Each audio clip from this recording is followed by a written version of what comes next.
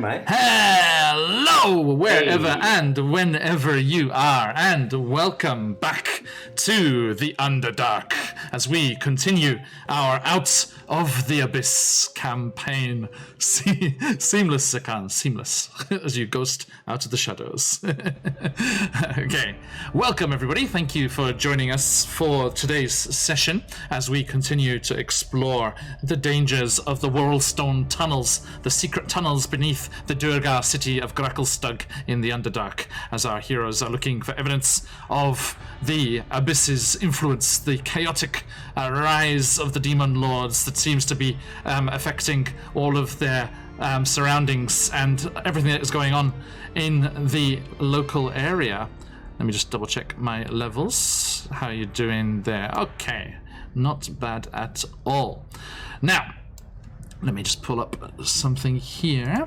So yes, once more, a massive thank you to all of you who are here already. Thank you so much for joining us. Good to see Marin and Daisy in chat. If you're looking around, please say hello. It's always nice to see you in chat. And if you want to lurk, that is absolutely okay too. And also, if you are joining us after the fact on the VOD, welcome to the VOD squad, and thank you so much for joining us on our adventures whenever you get the chance. Now, moving on, let us also say a few massive thank yous. First and foremost, let us do a shout out to, let me get this right, Out of the Abyss art, the amazing, there we go, Saladman, aka Ryutoshi, over on Instagram, who did the fantastic character art for us here, as well as my DM picture. Do head on over to Instagram there and give them a look, as they are a superb artist and very reasonable for your commissioning needs as well. Now, also, thank you to the incredible, wonderful people at Sirenscape, producing so many fantastic sounds and music and sound effects and all kinds of things. Apparently, I saw they released a new thing today, and they have developed a new elephant sound. So I have to check that out before Descent into Avernus, see if it can be used for Lulu tomorrow. We'll see how that goes. But yes, a huge thank you to them. Head on over there and give them a free trial. You can be a trial of their Super Siren subscription service, and if you cancel within the month, it will cost you absolutely nothing. But if you wish to continue, you can use all of their sounds in your games as well. Not just for D&D, Pathfinder, Call of Cthulhu, lots of different board games, science fiction stuff as well. Lots of really, really awesome things there. Now, speaking of music, as the music takes a moment there and comes swooping back in, we also like to give a big thank you and shout out to the wonderful YouTube channels Dark Fantasy Studio, Travis Savoy, and Epic Journey. If you have a look here at any of our VODs on YouTube, you can get the links for those channels and have access to their music for your games too. There is also a link over there for our artist, and of course the incredible Will Savino on Patreon, another source of great music for your games. Now, that said, let us bring things back here to where we are and what is going on with our adventurers as they find themselves in a bit of a pickle, a bit of a dangerous situation, you might say, as they are trying to deal with a cult down here in the tunnels. And they've already been quite a few trials and tribulations. They've avoided some things as well, and they've avoided lots of random encounters, so they've done well on that one. But they do find themselves fairly tapped out, and let us say hello to them and see what is going on as we go across the overlay as I'm looking at it. Who are you? Who are you playing? And how are they feeling? Where are they at right now? Laura. Hello, I'm Sam. I play Allura Illustrious, the High Elf Assassin Rogue from Mythramer. She ran away from home and started her own outlaw band, got captured by the Drow, met all these people, and then found out her home city was destroyed and she is next in line to be queen. Right now, though, I think she's a bit focused on preventing another Demogorgon attack from this ritual and is a bit terrified. But look at that big boy. Two heads are better than one, as they say. And next up, Ignatius. Hello, I am Chris, and I am playing Ignatius Poppy Zerilis, the Minotaur Barbarian, and I was dragged down here against my will, and now I'm trying to find my friends and get out. Get out. Okay, thank you. Corbin. Dramatic pause in the music. Hi. Hi, everybody. I'm Abuns, and I'm going to be playing Corbin, our changeling monk / druid, who came down to the Underdark on purpose, and after getting their bearings a little bit, heard about some awesome troop led by Alora and went to go find them, and they did it. And this has been the longest job interview ever, but technically they now work for a queen. It's fine. They've made a few pets and friends along the way, and hopefully they're just going to keep having fun. Thank you. They are unconscious. That is also true. Yes, I will jump into a recap as well. But yes, at the moment, in a dark place. Can't say how they feel. Cotton woolly. Finally, last but not least, after a week away, where I got to control him and shot his friend in the back in his name, Zakan. Yeah, No, it seems like you all had a real good time last week. I'm Steven, and I typically play Zakan, the Aasimar Ranger / Cleric, the latter class of which is going to come in handy, I suppose.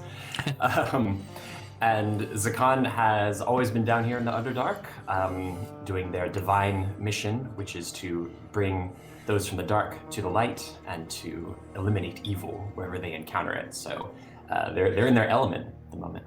Mm-hmm. Indeed. Evil to eliminate. But they are a little shook at the moment. A slight crisis of faith induced by certain maddening whispers and magics that permeated their mind. Let us recap and remind ourselves where we were going with that. So yeah, last time you started on the Murmuring Mesa as the magics of the Phasrus that enriched this area, sending Corbin's little fidget spinner spinning endlessly round and round, funneled the sounds of Gracklestug, the city, into this one space, magically concentrating all of these goings-on from the city above and the tunnels around them. And they found that they could tap into that and try and focus and gain information, but at a slight dangerous risk of suffering the ill effects of this slightly maddening experience. And whilst they found out lots of interesting information and found out that there was a cult down here, and it was this cult that was responsible for sending a stone giant gaining 2 heads like the Demogorgon himself and careening through the city, causing all kinds of destruction and problems. They, unfortunately, Zakan pushed a little too hard and far and was affected somewhat adversely, shall we say, by the ill effects of this phenomenon, and was stricken with doubt and the feeling that he had lost touch with his angelic patron, the angel Tidra, feeling that she was lost beyond mists.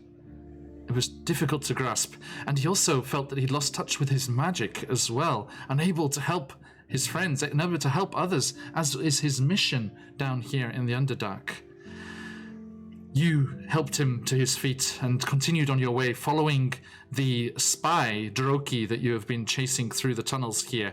And you witnessed him talking to people that Elora had met before, the alchemist that is a member of the Thieves Guild, where she found some other members of her band who had also been brought down here into the Underdark, hiding away and waiting for her to give the word that they would be leaving and making their way forwards. But they saw this strange little Dero Droki give a crystal shard to this alchemist from the Thieves Guild, and they heard mention of some kind of obelisk before Droki padded on his way through the tunnels. They continued to follow him once the alchemist had gone and the way was clear, making their way past a strange swirling pool of water, very unnatural, that Zakan, even in his somewhat distanced state, was aware it was a very unnatural, very strange phenomenon to come across down here. Then they found their way to the headquarters of the cult.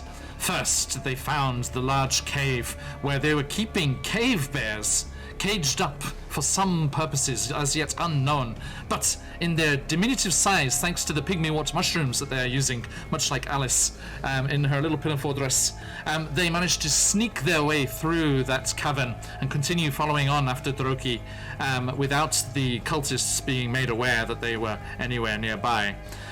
As they went through the miniature tunnels, following on, trying to chase after the strange fellow that they're following with his Displacer Beast tentacle-bedecked hat, they came across something even stranger, a cluster of little demons that we as players know are called quasits. Now, Corbin had the rather nifty idea, being a shape changer as they are, to impersonate Droki, who had seemed to go this way with no problems at all, and make their way through. But these little demons seemed very au fait, very happy and normalized with the phenomenon of changing your appearance, and saw through it immediately, leaping on her, snarling and hissing with their claws, and knocking them unconscious. The others rushed into battle, Ignatius swinging his mighty axe, Elora the finisher swirling and twirling with her swords of doom, and Zakan shooting Ignatius in the back. I mean, he's a big boy and it's a small tunnel, but they were all playing their parts, and the demons were defeated. Even the last one that went invisible and tried to run away and warn the cultists that there were people on the way was felled by Elora. Wasn't it? It was you, Elora, wasn't it? Yes, who went spinning after them, and even though they were invisible, they were not able to escape the bandit queen's sharp senses. Now, carrying Corbin over Ignatius's shoulder, you continued on your way and discovered the main cult ceremony chamber.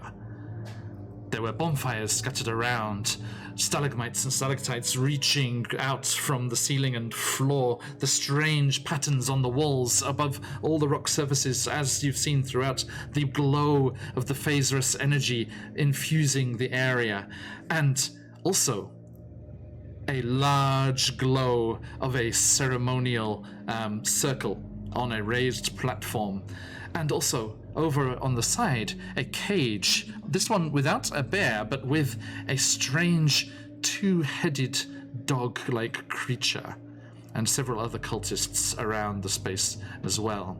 As you lurked there wondering what to do, Corbin, you had a little message in your ear. A voice, a strange, cackly, echoing voice, claiming to be Isel? Elora's cat? Yeah. Getting friendly.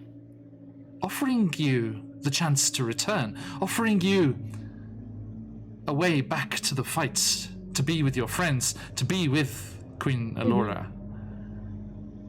Now, Buns, did you see my message? The separate message from the group one. If you could reply to that, yes, please, because I was a dumbass and didn't write down what we talked about. Sorry. See, I knew I saw something. I just No worries, all my notifications came up and I forgot where you sent it. No problem. I got it. There's all the platforms all over the place. Yeah, just send me in there which one it was. Okay. So, as we jump back here into the... sorry, let me bring you over to the map here. I changed it up a little bit. I made it so that you were emitting blue light from each of your... actually, I made it so it's emitting from Zakan's token. At first, I did it from each of you so you could separate and move around, but the overlapping lights went really, really bright. So Zakan is playing the part of the Phasrus blue glow today. Thank you, Zakan. Dear folks watching, thank you for those that... the Lightbringer, indeed. Thank you to those that have jumped in to join us. It's lovely to have you all here. You will notice these little spinning crystals that you can see here. This is not some new age purification of the stream to deal with the tech goblins. No, this is an ability that you have to use your dream pies, our so-called channel points, that you are able to spend and give either inspiration or disadvantage to the players or myself. You can see here, Ignatius, Corbin, and Zakarn have advantage. They have inspiration already, which they can opt to use before their roll to gain advantage. But Alora and I are languishing, unblessed by the chat. And should anyone wish to put a disadvantage on anyone, players, or myself, you are welcome to do so. Have a look at the channel points there if you have any stacked up. Daisy, you still must have a couple of thousand knocking around, right? Okay. So, let us start. You are lurking. Sorry. There we go. Thank you, Daisy. Inspiration for... Oh, Daisy, you mistyped. It's just the letters. It's a DM. It's just the letters. It's very simple. You spelled it with E-L-O-R-A. No, that's not how you spell it. Here you go, Laura. Okay. Now, as we jump back into things here, sorry, I'll stop distracting myself and bring you over to said map. Boop. There it is. The listener version of that song. Boop, there it is. Boop, there it is. Okay, excuse me. I'm old. Okay, now, here we go. A eerily lit, flickering bonfire light. I still haven't found that IPA that does the flickering light. And the blue glow of the Phaserus magic infusing this area. Now, let us bring it down a little bit here.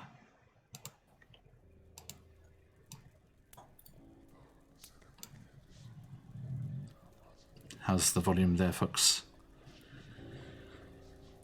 Suitably eerie. Okay. Ooh, with a growly boy. That's the two-headed dog. Now, Tokens are tiny. you still have the pygmy wart mushrooms in effect. So you are teeny tiny little hideaways there. And unfortunately, you do trying not to find us. you do not have Webster with you, I'm afraid, as they were sent home. As they could not. Had to be. They could not, even if they had the pygmy wart mushroom, they could not fit down the tunnel. Thanks, Buns. So you remember that when you're RPing stuff today. Okay. So, as you are hiding away there, wondering what to do, hidden away in the crack in the ground there, this kind of fissure that has opened up in the side, this natural chasm where Droki had appeared and slipped through, you saw him go over to what looked like a head cultist and deliver a package of something. And then that cultist turned around and started intoning and muttering, as you can hear with Sirenscape here. And you saw a statue in the center. Let me give you the official spiel here. Where are we at? Down, down, down, down. I've got a new mouse with a mouse wheel that works. Yay, scroll, scroll, scroll. So much nicer. Okay. So yes, the smell of brimstone and foul chemicals emanates from this large chamber. The light of campfires shows a natural platform where 5 Dero are droning a cacophonous chant. It's not very cacophonous, more of a whispery chant in Sirenscape. A 2-headed dog stirs inside a cage, while another Dero nearby plays with a crossbow and watches the dog nervously. A green glow arises suddenly from the magic circle at the center of the raised platform, where a small humanoid statue is the focus of the chanting ritual. As you watch, a lump sprouts from the statue's neck, enlarging and reshaping itself to each unholy verse that is uttered by the Dero priests to take the form of a second head. And you can see that the ritual is well underway to continue and create another of these crazed giants to rampage through the city above. As you are hiding away there, wondering what to do and starting to turn to each other with a slightly alarming cough and splutter that you're slightly worried that would give away your location, but luckily it seems they're focused on the ritual. Corbin stirs and moves.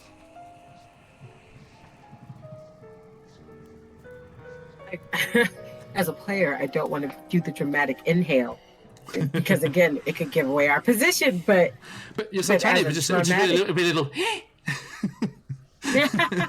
Oh yeah, you're right.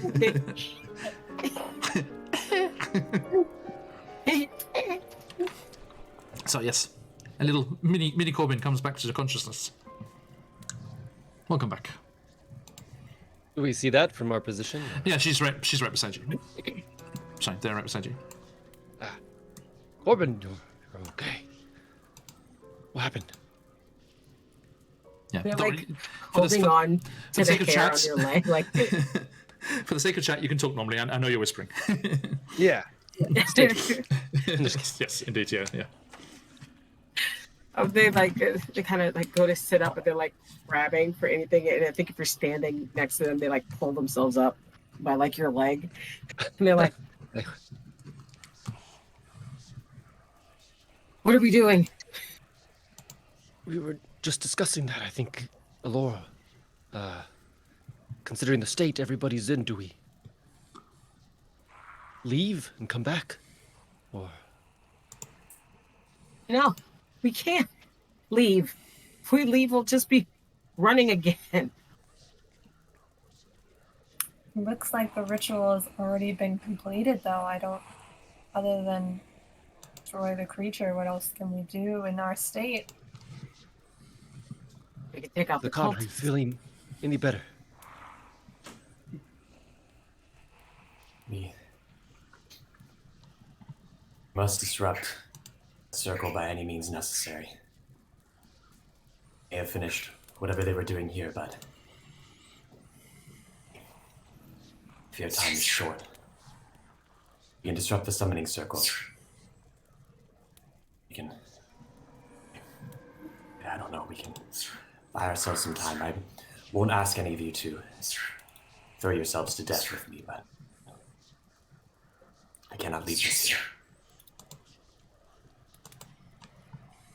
Looks like this ritual is already complete. I mean, we can't really stop it, but we could prevent another one. Maybe hide out and wait for them to disperse. Despite the second heads appearing on the statue, they are still chanting. Yeah, It still still seems. chanting. Yeah. not until the blood. Yeah, not until the blood or whatever hits. Oh, Stuff doesn't really go down, so we have time to Hail Mary this if we really try.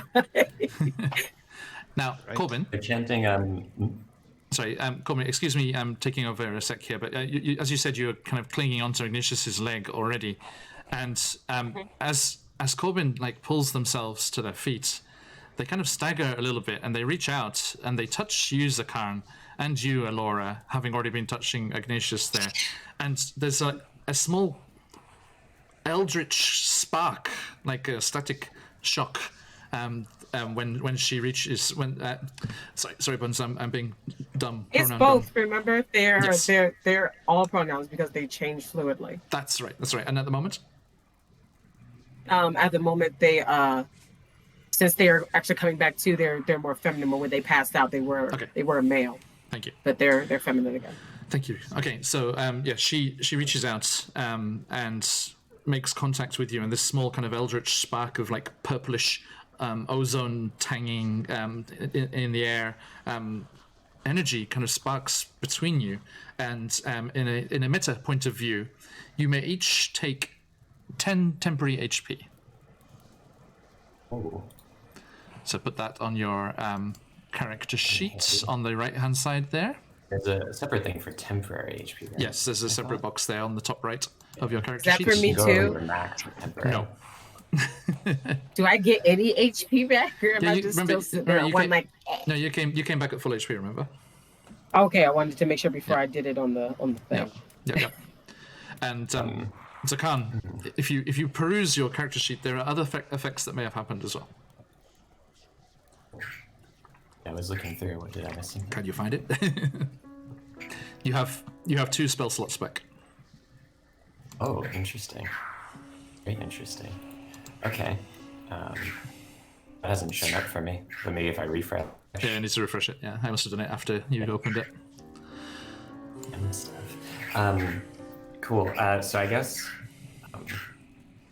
like Zakan has obviously been having a time of it, which I think is kind of obvious given their usual neutral balanced state. But Yes. they're trying to focus on that summoning area Okay. and trying to track the movements that are happening around it, like because having heard what they did about nail clippings and bits of skin and things needed for the ritual, like are there more materials being prepared? Is there like, along with the chanting, is there more stuff that is imminently happening right now? They are clearly continuing the ritual, and the one that looks like the main priest, the one that seems to be in charge, which Narak in the middle here. Narak in the middle there, yeah, is standing next to the statue as the others are arrayed around it, chanting, and he is taking something from that package that Droki brought. And He's taking something from it right now. And yeah, he seems to be using something, yeah. So I think Zakan is watching this, and like their breathing is starting to get like really elevated, and in conjunction, the light behind their mask is starting to pulsate, which I think people would have seen during the last Demogorgon attack. And so they're getting a bit more frantic and bearing, and they're saying, we need to do something. We're running out of time. I don't know the answer, but we can't let this continue. And they start to dig through their pack, and they pull out those flash grenade crystals. And they say, we could disrupt them. There's some time. What's in the cage? Sorry. The two-headed dog creature? Two-headed dog creature. Yeah, let me show you. I'll show There you are two bears. That's back in a different cavern. That was back before the demons that you saw. Okay. So we stun them and then we run in. It looks like there's only one way up. Is that right? The staircase in front? I mean, it's not. It's only a 5 foot high. 5 foot high raise. So you could, if you were your normal size, it would be no problem at all. as you are, yes. Here he is. They kind of tilt their head a little bit when you're like, okay, we stunned them. Kind of look over to you like, why would we only stun them? We have to kill them. No, with the flash grenades. Oh, okay. I thought you were saying like we go in there and just like knock everybody out. Like, nah, homie. It should give us time to overwhelm them. We need to focus on that one. And they point at the priest in the middle, and then for a second, like look behind them and seem to be getting distracted again as they're kind of fidgeting. Are you okay to do this, Zakan? Must. I have to. Well, I would ask Alora, since you're so good at sneaking, what do you think would be the best way to ambush them? I think that the pomegranates is a great idea. I just know how outnumbered we are, and I know Corbin and Zakan here maybe not in the best condition. I'm just worried. I suppose we could hide after we throw the pomegranates and then try to surprise them. You don't need to worry about me. I'm fine. And they're like rotating their arm and they're kind of like moving like nothing's wrong, even though you saw them like slump a second ago. Physically, I am. I'm fine. Right. What's our best That was approach? a way to say that.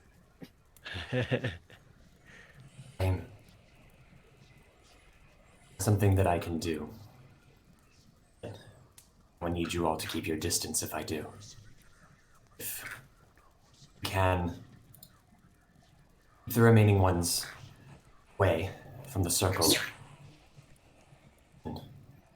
and focus on the one in the middle. Disrupt whatever it is that he's doing. Do we have any bonuses for being small when we're stealthy? Yeah, they'll give you advantage, Yeah, definitely. disadvantages on stealth. Disadvantage? No, advantage. Yeah, I know. Yeah, I'm just kidding. Yeah, so I would like to suggest we sneak through this mushroom patch down to this corner. Okay. Then throw our pomegranates and target as many of them as we can at the same time. The four of us each have at least one, right? Yes. Yes. Yes. Yeah. You feel fairly We have confident 3 about that. each. In your experience We have- so far, the Dero have been very distracted and bad at perceiving stuff. And by the way, Droki, having delivered the package and received his payment, has started moving out towards the west. Past Like past where the, we are. No, to the the west. west. The other way. Yep. Okay, there's that. Yeah. Okay, how about we sneak close. Count we throw the pomegranates and we return to our normal size. Yes. Or maybe if we're successful in getting close, we should return to our normal size and then throw the bomb.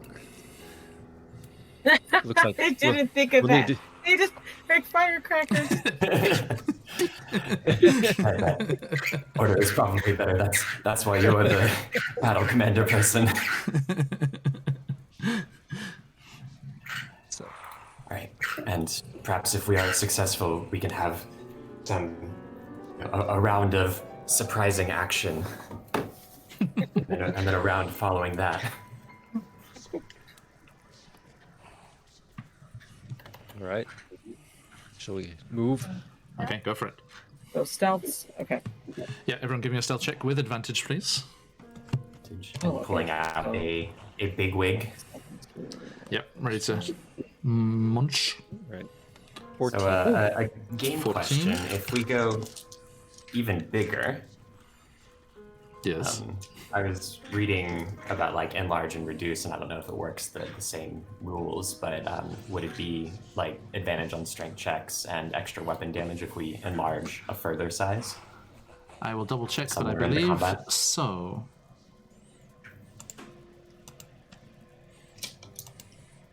Two seconds.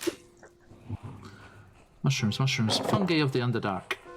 Actually, no, this is special just to this area. Back. Give me those, while I'm checking, give me those stealth checks. I got 14 from Ignatius. 17. Ooh. Grows in size and as though under the effect of the enlarge spell. So yeah, it is the same. Okay, Yay. so I think that's So let me advantage pick- on strength I'll stuff. quickly read and that then, for you. Yeah, if you read it, if you take another one after returning to normal size, you will double in all dimensions. Weight is multiplied by 8, and the growth increases its size by 1 category from medium to large. Until the spell ends, you have advantage on strength checks and strength saving throws, and your weapons grow to match your size. With enlarged weapons, you deal an extra D4 damage. Yes. Cool. Okay. I anticipate a slight kaiju fight coming up here. So, You know me so well. hey, You Laura, how'd gotta you go? use them. Might want to grab some of those for your journey as well later on. Hey, Laura, what was your stealth check? 24. Nice. I Jesus. got a 17. 17, and Zakan? 12.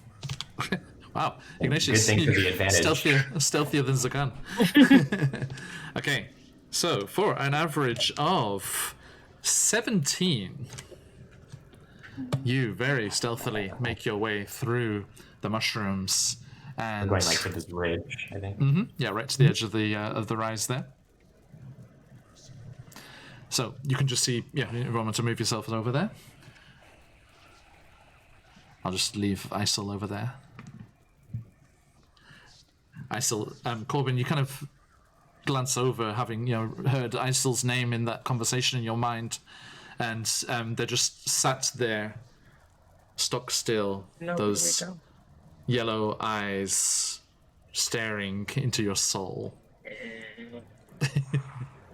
It like, and it does like visibly make them kind of like shiver and then like just keep moving on and like become more determined.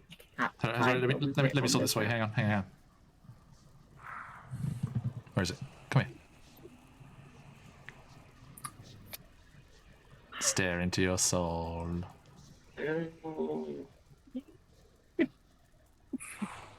Alora has no idea, and it's just like, be safe, mommy will be back soon. Yeah,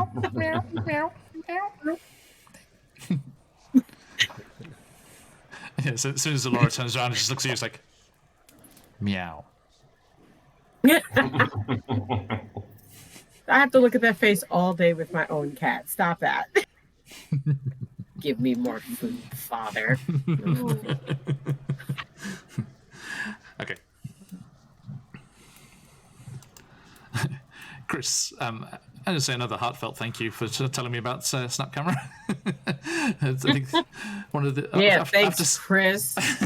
after Sirenscape, the most used tool on Phoenix Iwaki. Yeah, I feel like we're lucky. We got the good ones. The ones you do on Quest Junkies is like pretty creepy. Like what is it? The bear? The bear. Yeah, that's my character. I had to with that one. No, it is a nice 3D and it's 3D one, but it's my mouth on the end of the snout. It's really weird. It's pretty strange. And you, I don't know if you saw on Tuesday they went back in the Snouts of Omgar. They met a treant, a treant called Teresa, it's a terrifying rough Christmas tree cut out with my eyes and mouth enlarged on the front. But yeah, all good. Okay, so yes, you successfully. Corvin. Yes. Are you going to join the class? No, I was saying I cannot find them. I don't know where they are. I can't see it for so. I see mine, but I didn't see where everybody else went on World 20. Yeah, everyone's over here. here. I just shifted them over. We're really Everybody's still bathed in blue light. Yep. Except me. Let me see what you see. Yeah, it should have vision. Okay, so it's turned on my end. Well, no, I can see. It's just everything blended for a second. I did not see where Very everybody tiny just disappeared. I see. Okay, so you see the dancing flames of the bonfire on the rails above you, and the Dero cultists with their back towards you, facing into the circle, chanting and swaying slightly with the rhythm of the ritual. When we found these crystals, did we know what their kind of blast radius is? You did, yeah. Okay. Where were they? Good lord. If there aren't any quasits, in here, and Corbin says like that, like, if it isn't any more of those things in here, I could just sort of slip in as another one of the cultists to get close, pretend to chant, and then throw a pomegranate right in the middle of all of us. It'll basically be a big flash, and we're tiny, so they won't mind anything. Excuse me. It's a I can 10-foot... cover the rest of you getting there, like as tiny people. You guys can get into position, and then that can be the start of everything. It's a 10-foot radius, Sakan. Radius. Okay, so we would need to get them pretty close to each of these targets. Yes. Like the adjacent square or so. Yeah. Ignatius will If kind of sit everybody's back. focused on me, then True. Yes, Well, Ignatius. Good idea. I'm just gonna sit with my back to this rock wall and munch on a mushroom quickly. Say, Orban, if you think you can do it, then last time, well, I guess the quasits aren't as they're more observant than these folks. Just last time you looked like Droki, it didn't pan out so well, but we could try I mean, again. I'm not gonna look like Droki. I'm just gonna look like one of them. Sure, like yeah. small, hooded. I think it's a good idea. I'm getting kind of like And we've over. images of like World War II movies. You're like hunched up against the edge of the in the trenches, trench. clutching your grenades. If you, Pulling out my Probably last takes cigarette. out a cigarette. Yeah. Smoke them if you got them. Corbin. Ignatius with Yes, I think it's a great idea. kind of attack. Yeah, if everybody actually thinks it's a good idea, I can go do that while everybody else runs in to get some position. Sorry, what was that again? I was just double checking the crystals. Sorry, what was that we idea, are going to Corbin? use them. Oh, the idea was for them to, kind of shapeshift into one of them to get closer I see. to them and be like the start of everything, but so that everything would be. Okay. That'll work. I So, can sorry, go Ignatius, you said you went back to normal size? Yeah, Boop. I'm just sitting on the ground, Yeah, that's fine. The rest of you too? back against it. Are we sufficiently like out of vision range at That- least, and their backs are to us? Yeah, you're around the corner from the one that's not involved in the ritual. So that works for us nicely there. Okay, yeah. Going back to normal size won't like give our position away then. No, Yeah. 'cause like I say, it's a 5 foot tall rise, and you're sat down, and you're all medium creatures, so you're okay. Shroom. Shroom. Okay, yeah. So. Did okay, well, Did Corbin back say to- they want to stay small for the moment? Yeah. No, I should be able to do it big. I'm Okay. going to shape change to be that size. Zoop. There you are. Right. So Corbin sets off their flash. Hit the other three. Corbin, are you the one that's in the summoning circle?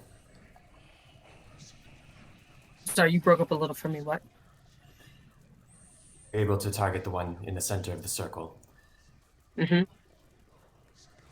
Them first, and when your flash goes off, get the other three. Okay. Okay. Back up So- seconds. Corbin, you shift and your face slides and changes into that of one of the Darrow, and your clothes shift into their robes, the same as the cultist robes here. And are you going to go make your way around towards the staircase on the north side? Yep.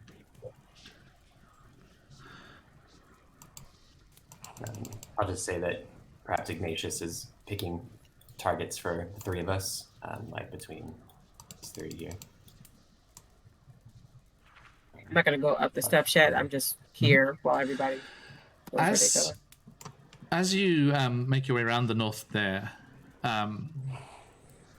the one that sat over by the cage with the crossbow, like pricks up their ears first and then looks around. What are you doing? Why are you here? Why aren't you with the bears? They assume that you've come through the tunnel from the bears. They just look and go. They're like, but in a changed voice that's kind of squishy and whispery, like they're trying not to be louder than the chants. They're starting to get very restless, and there are crates. I'm assuming what we're seeing on the map is really what's there, like the crates and everything. At the top, yeah. They're just like, I thought I heard something, and the bears were getting restless. I was coming to see if you could help.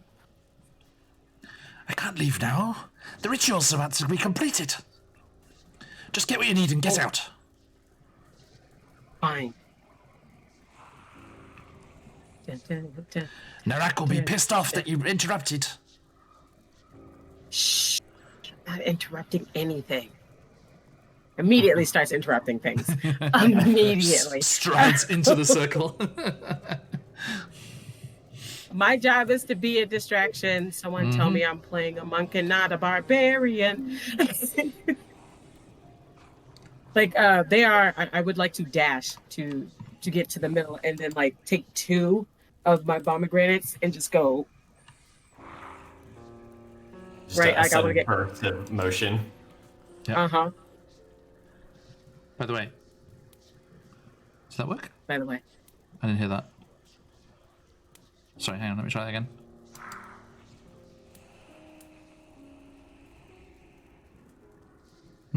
It's strange. I was trying to get the you hear a large grunting sound. No. Oi. That's mine. No, it's mine. What do you mean? I saw it first. No, I saw it first. No, they're busy. Shut up. No, you started it. I was just saying it. Don't you shut up. What? Do all of us hear this, or is somebody specifically hearing this? Corbin, you hear that as you're up on top there now. Also, I've been doing an injustice. There is a one-shot on Sirenscape here for mushroom growth or shrink. There you go. You have grown. Where is that coming from? You said that happens before I do the thing? Standing up there, to the... Actually, I need to check, actually. Sorry, your vision is different. Yeah, it's you can't see anything, but it's coming from that kind of indentation in the east there.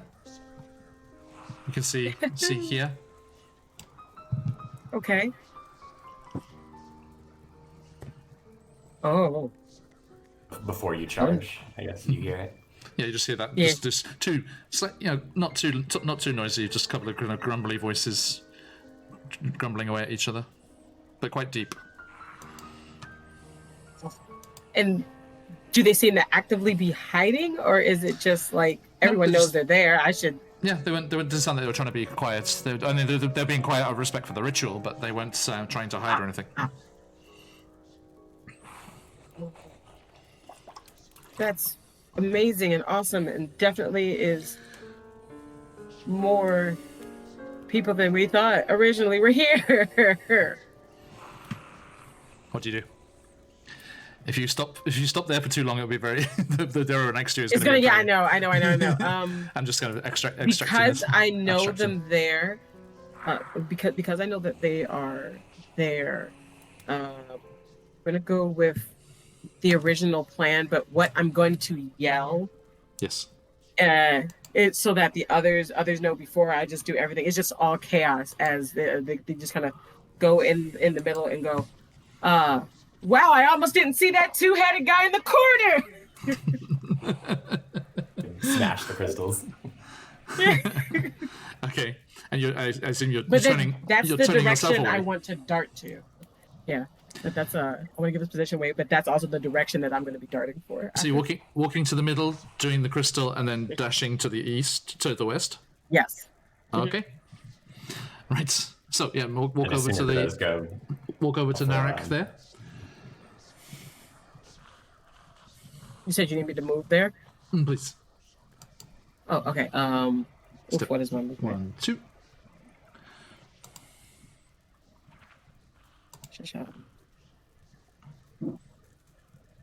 just to be sure, like in case Buns broke up or something, I think Buns did say like they're not even interacting or any pretense or anything. Like they're they're getting in there, smashing and yelling. Stride into the middle of the thing and yells that smash the crystal, right, Buns?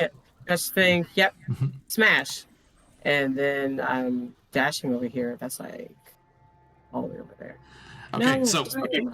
peeking over the rise in the thing there, you see Corbin stride into the middle of the circle as the Darrow falter in their chanting and look curiously, and the head priest there, Narak, just stay next to Narak for a second, Corbin.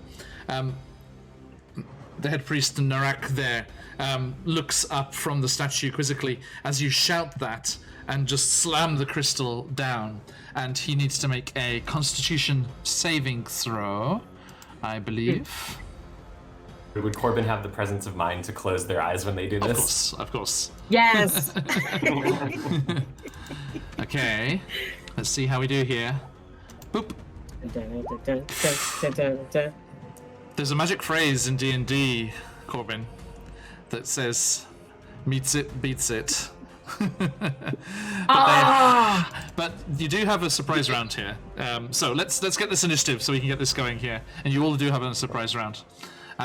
So we all get the surprise action of throwing our flash crystals. Oh yes, definitely, because you were well hidden. Just adding you in here.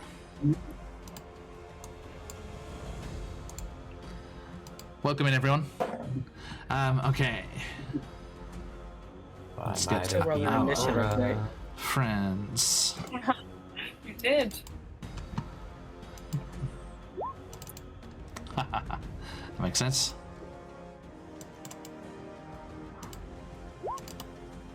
Ooh, they're fast. No.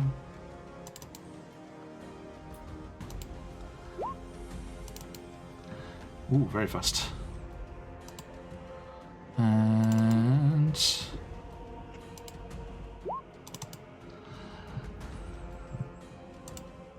all right. So, as this happens, okay, Corbin initiates this action, and Zakan, you're first. So you're throwing at the one nearest to you? Yeah, so I'll say, just to be absolutely sure, Zakan like scrambles up to get close to this one. Yep, no problem. And you just throw it And then down. he's going to throw it like here. Okay, Yeah, like so in the square in front of their eyes.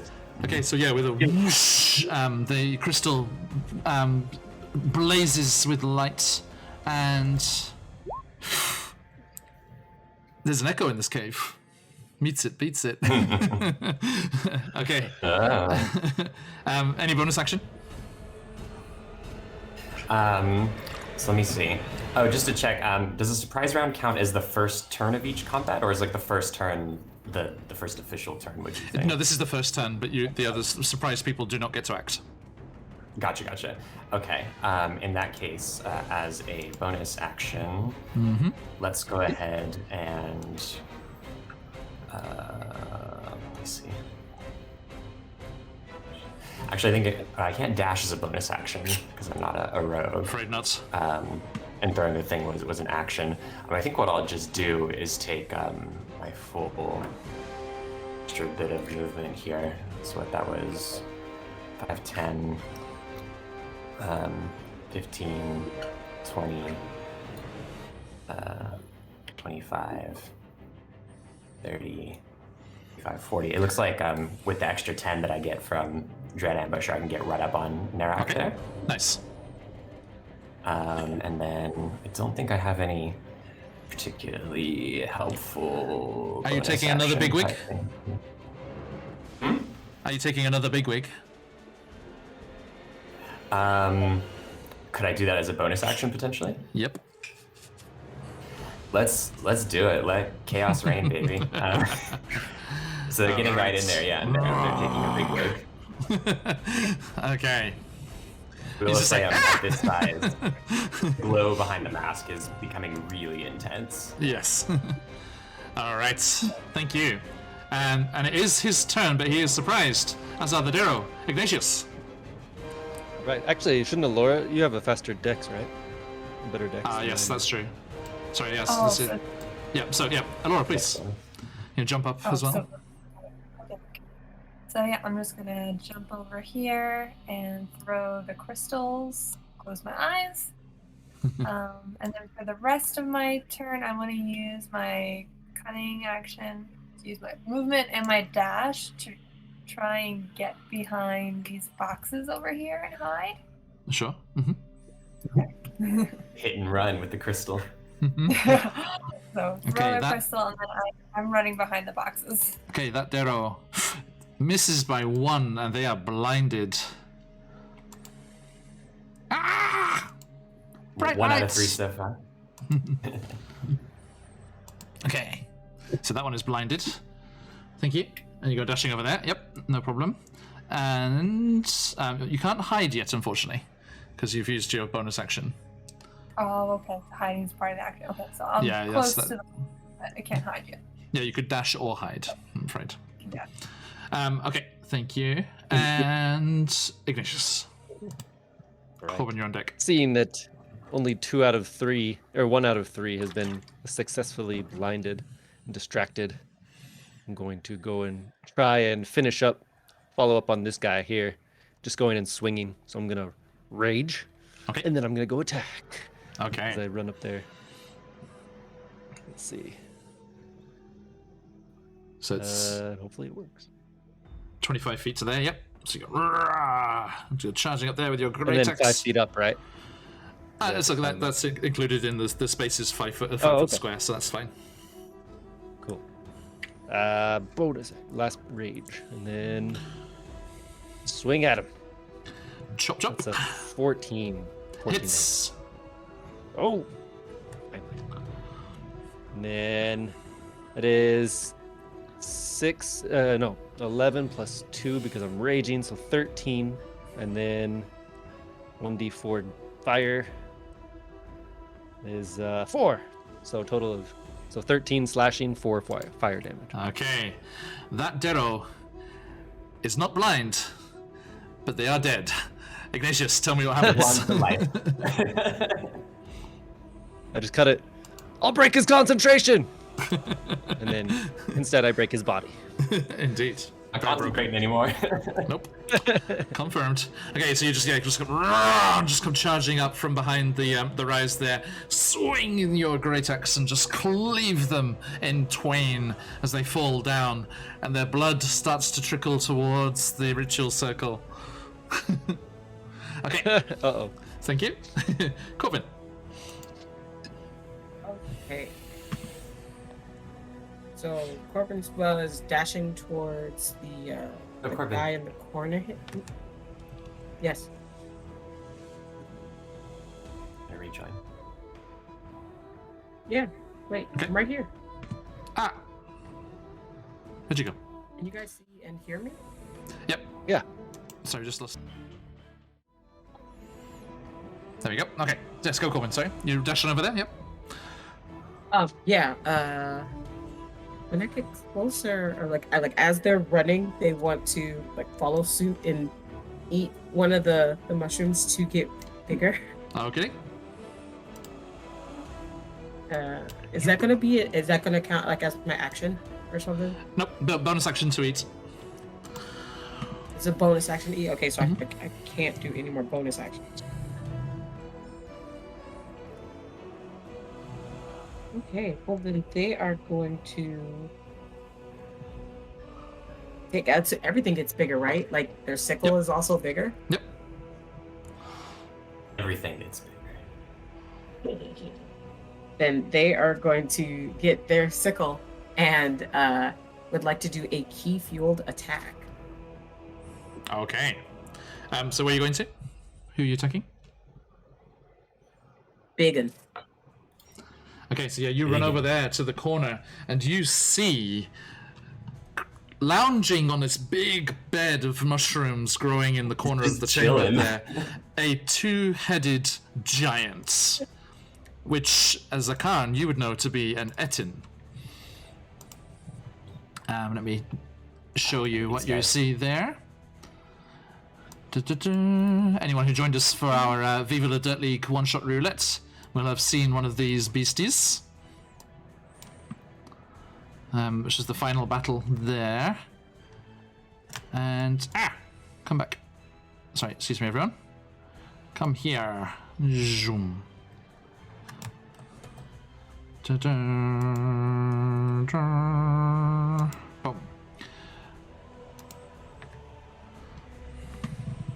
That works. Yes, there you go. Here we are. Lounging on the mushrooms there, you see this huge creature with two heads, and it's scrambling for a massive... Let's see, what does it have? A massive battle axe and a morning star that are lying at the side in the mushrooms. As it's like... No! Hang on, sorry, I got the voice.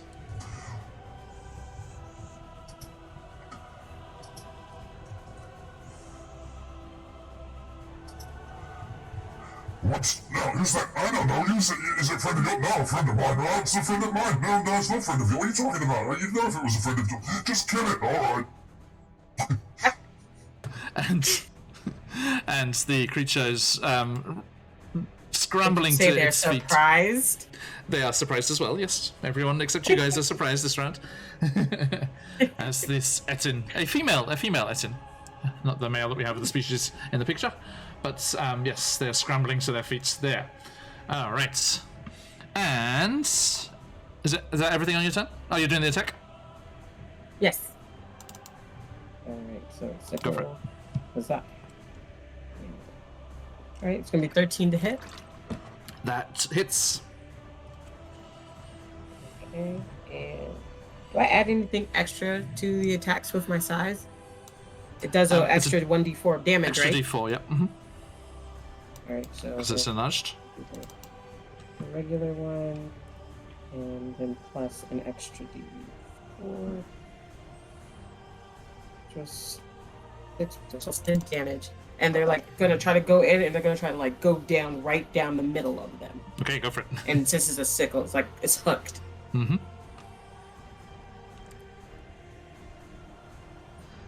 What's the damage? 7 total. 7 total. Okay, thank you. So yes, your blade whistles through the air and cuts into the gap between their two necks, and they roar in pain. Okay, thank you. The other ones are surprised. Zakan, back to you. Right. So, as they start to grow and they look at this ritual and everything, they begin to pull their spear from their back, and under their breath, they say, "Teacher, where have you gone?" And the spear begins to ignite in flames that are kind of dangerously orange and gold and Yep. uncontrolled. And so, starting with casting Searing Smite, Okay. the bonus action. And then, as an action, we're going to do something that I wanted to do this entire campaign. They reach up and they remove their mask. And the now, larger mask drops down to the ground with an audible thud. And the glowing in their body begins to grow more and more intense. And What maybe... What does Elora and only Elora see? I'm gonna say Right? it's good because Elora is over there and watching. So Elora, before the If you wish, you can light- private message Sam. It's okay. The viewers and players can know. Okay. They see a pale, very very pale and very old and scarred face, which is Elora might actually think quite female in appearance. Or feminine in appearance, one might say, but very old, as old as they claim to be.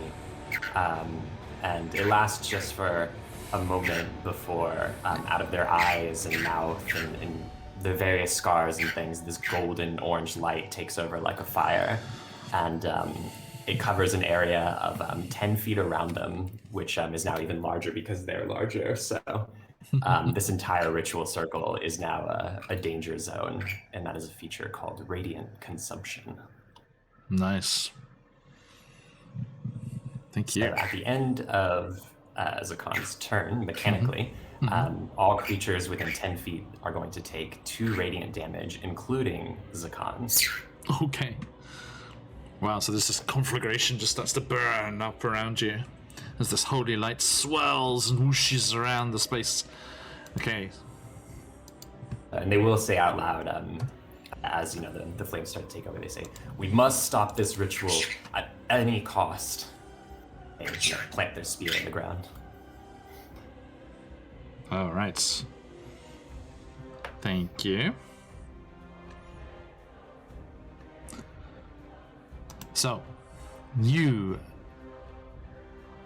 unleash that holy energy, and let's see here.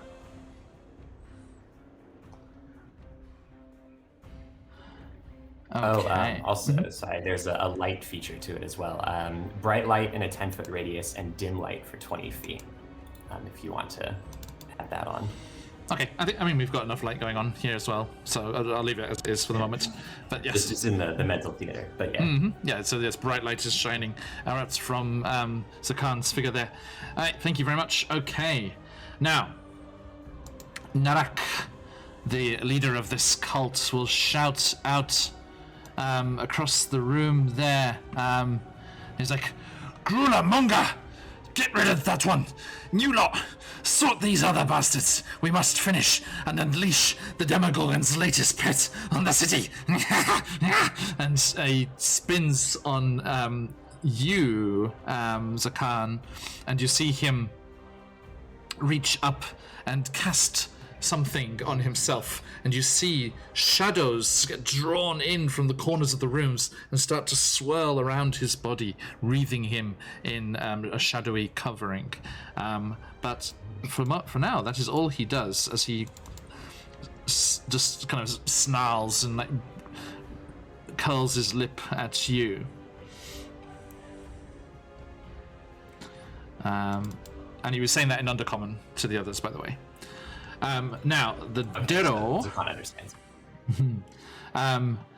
the one over the far side, rushes over and throws open the door to that cage where the two-headed dog is snarling and jumping up at the bars trying to get out, and opens that, flinging that open wide, and then runs.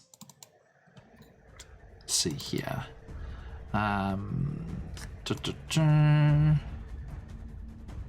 Runs over to here, to the bottom of the stairs. Sorry, everyone, you can't see that. This guy over here. He goes running over to the bottom of the stairs, pulling out his crossbow. Then, the other one over here, next to you, Elora, he will swing around as he saw you dash behind him towards those crates and bring the crossbow to bear and fire at you with his light repeating crossbow. Boom. Only an 8. Misses, I assume. So yes, the crossbow bolt just goes thudding into the crates on the side there, and you nimbly dodge out of the way. And he's like cackling and laughing almost. You know, all these guys seem very unstable. And the other one over the far side is going to go for you, Zakan, I think. There's this big threat here. Actually, I'm gonna roll because Ignatius did kill the other one.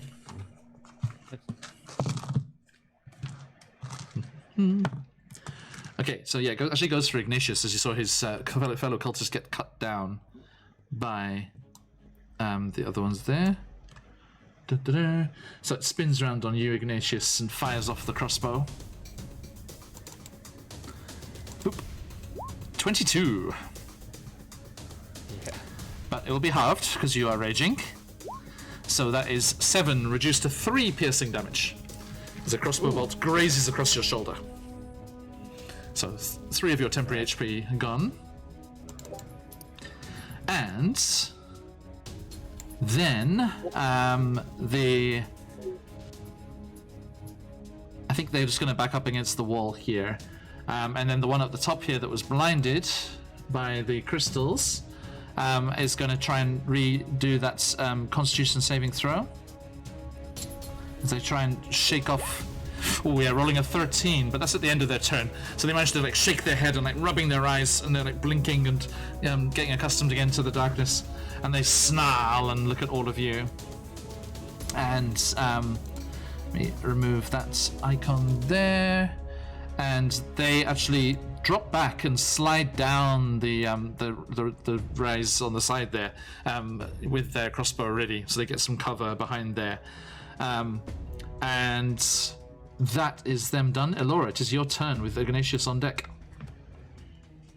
Okay, so I think at first Elora was pretty mesmerized by seeing Montic mask and set the whole circle ablaze, but then the crossbow arrow came towards them. They looked to their lefts, so they're gonna run towards this guy and try to use their short sword on them. Go for it.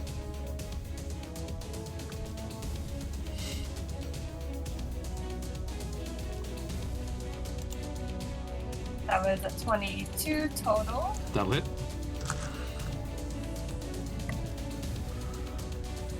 6 piercing damage. All right. And then my bonus action for 2-button fighting. Yep, on the offhand. 7. Does not hit. And that misses, yes, it just ducks under the blade. Okay, but that first one was a nasty cut on the creature, and you can see it is already on its last legs. Very nasty wound to it. Thank you. Hey, anything else about bonus action or anything? Oh, that was your 2-weapon fighting, wasn't it? So, Ignatius, your turn. Okay. I look at Alora, I'm like, Alora, what did I miss? Did they take it off? I want to see. And then you see him look at the one that just shot him. It's like, he was going to go for him originally, but then he looks at the one in the middle. He's like, yes, that one's more important anyway. Let's go. I'm going to try. Can I get to here from where I am? Count it. There's, so it's 10, 20. Yeah, you can get to next to him, yeah. There. Okay. Cool. So I'm going to run in and attack Okay. the shadowy nothingness. Another nifty tool, if you don't want to, Chris, you might already know this, sorry if I'm repeating myself, but if you click and drag your character, after you start moving the token, if you tap Q, it will show you how far it is. Ooh. And you can also put waypoints as well, if you tap Q again. Okay. Yeah. Right. And then when you let go, it will move there. Awesome. Okay, cool. So Cool, yeah, yeah, I'm going, and one thing my ghosts move with me, of course, as I do Of this. course. My The spirits specters, of your but ancestors, yes. yeah. So I'm gonna go ahead and attack. One thing I haven't been doing right is that my horns, immediately after I do an attack action, I can use a bonus action to try and push them away. Oh, nice. Cool. So, all right. So I'll try and hit first with the axe. Oh, what? What are these rolls? But like, Okay, well that didn't work. That's a 10. Okay, And then, but I will try and use my horns to push them away. go for it. It's just it's their strength saving throw against a 14. Let me just check one thing.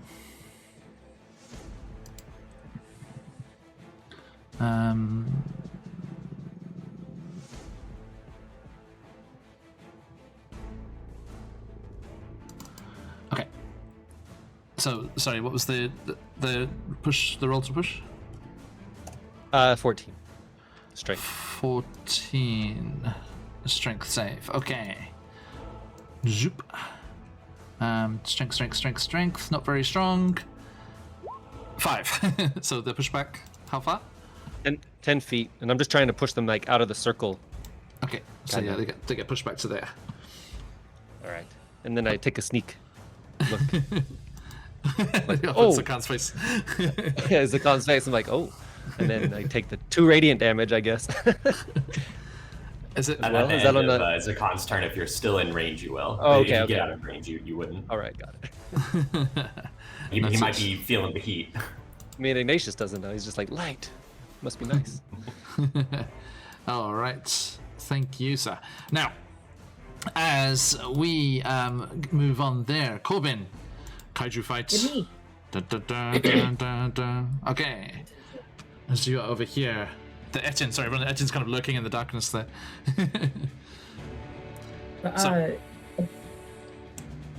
So upon hearing the decree that we must stop this at all costs from Zakan behind them, they don't turn around. They're just, because they're very focused on what they're doing right now. Yep. But their hand is gonna go for whatever hand wasn't swinging. It's gonna go for the face on that side of it because they're like right in the middle of them. And I didn't do the extra attack from my key field attack last turn, so if I call it and do all the damage, I can do it. I just don't want to waste one of my key points. Mm-hmm. Is that okay? Yep. Awesome. But for the action, since they're already there, they are going to like start growling, like a really rumble kind of comes up their throat. Mm-hmm. They are going to cast their first like actual spell. Ooh. And it's gonna be their like the hand that has their nails are gonna like start growing like past the darts and everything, and try to like rip. And it's primal savagery. Nice. Good spell. And so Kaiju fight. it is a kaiju fight. It's going. Are you kidding? It's just. It's only a 7. Oh wait, it's a 7 to hit, so I don't know if it. Given that I'm already doing damage, would it just not? No, because Sorry, not 7, but 10. It was a 10 to hit. it's a miss, I'm afraid. Do this. And I didn't hit, so it doesn't take. That would have been a lot of damage.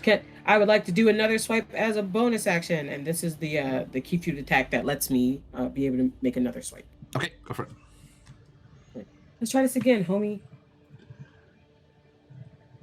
That's better. It's an 11. Just misses, I'm afraid.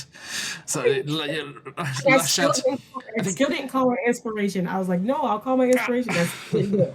Yep. I think you're slightly thrown off by this new magic, this new force, and in this very Phasrus enriched area, just the slight. You know what? Roll me a D100. As the strength of the magic in this area just surges through you in what you may call a wild manner. Okay, I rolled a 48. Okay.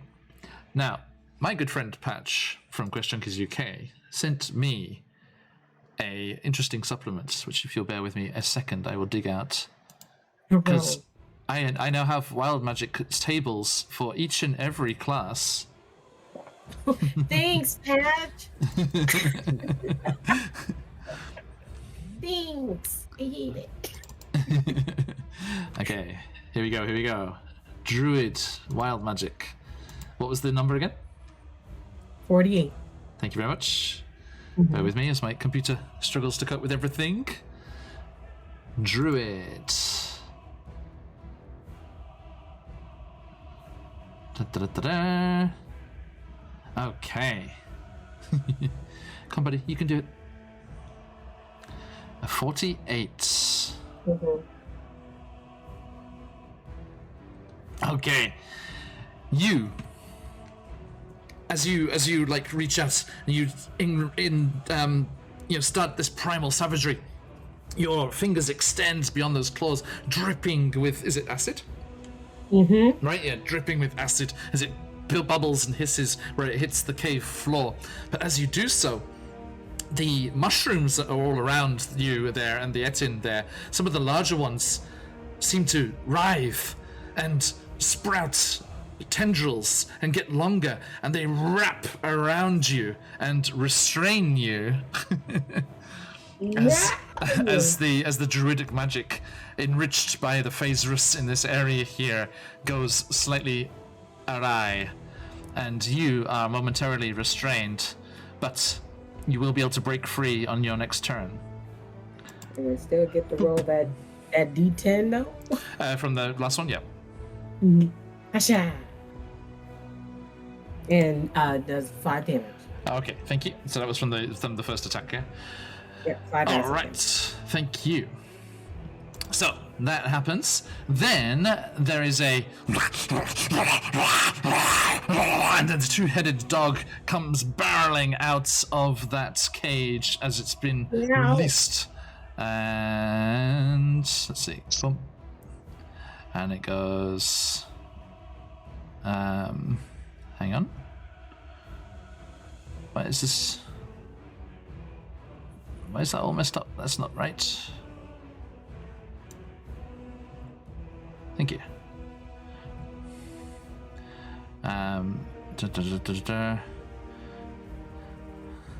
Okay.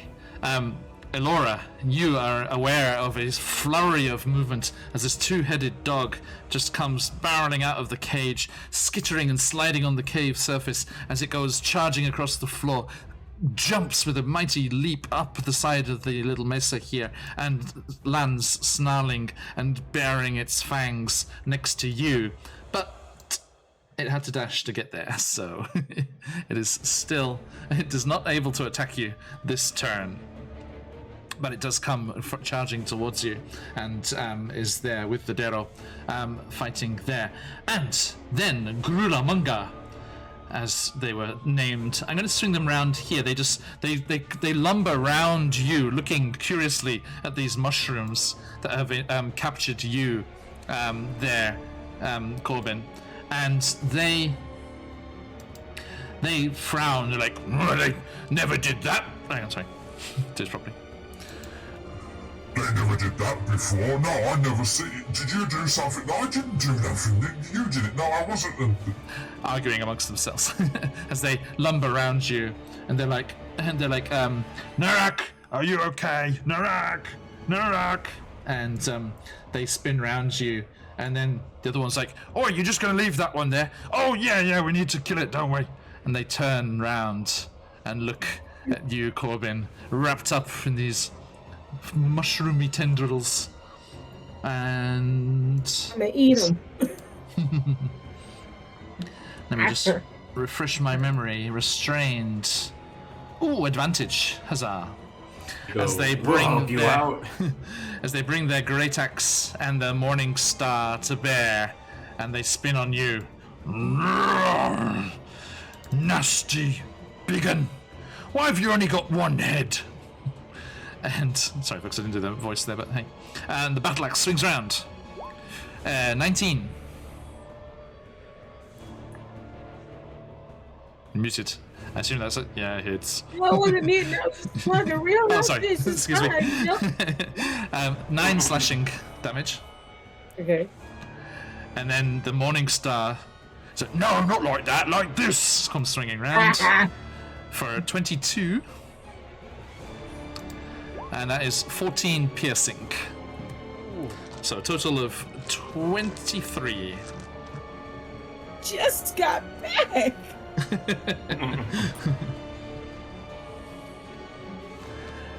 As our friend Alicia likes to say, blame patch. I do. Thanks, Pat. Although, what's your AC? 13. They actually, even without the advantages, they would have both hit. So you don't have to blame patch today. He showed you the wild magic surge table. I blame Pat. Okay, thank you. Now, that is their turn. And Zakan, back to you, sir. Zakan. So seeing Ignatius having drawn nearby, they turn to them, and their face is completely gone now behind the glow, like out of control flames. But they say something sort of angrily and desperately at Ignatius in a language he does not understand, but which the viewers can know is celestial. Okay. And then they're going to stomp their way over to Narak. Mm-hmm. And with their now giant flaming spear. Ignatius takes the damage, right? At the start of your turn? The end of my turn. At the end of your turn. Okay. Yeah. That's very generous, because it gives them the chance to move away, and then you the chance to move away as well. Yeah. So it's kind of about where you are. At the end of your turns, all creatures take the damage. Yeah. It works because we can push him away. It's pretty True. handy. Yeah. That's a nice combo. So it could be assumed that that he was trying to get away from Ignatius a bit. Mm-hmm. And they're going to swing this giant spear in an attempt to just, stab right through this priest. And I am going to use my wonderful inspiration granted to me. Indeed. So roll with advantage.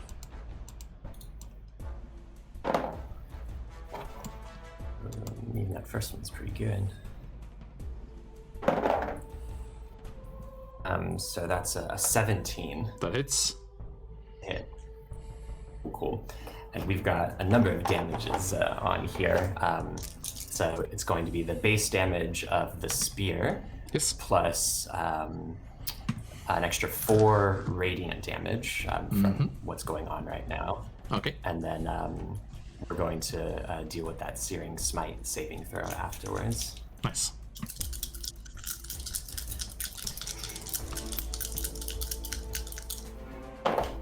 Oh no, they went everywhere. Oh, imagine getting a crit on this one, all the dice. So roll your dice.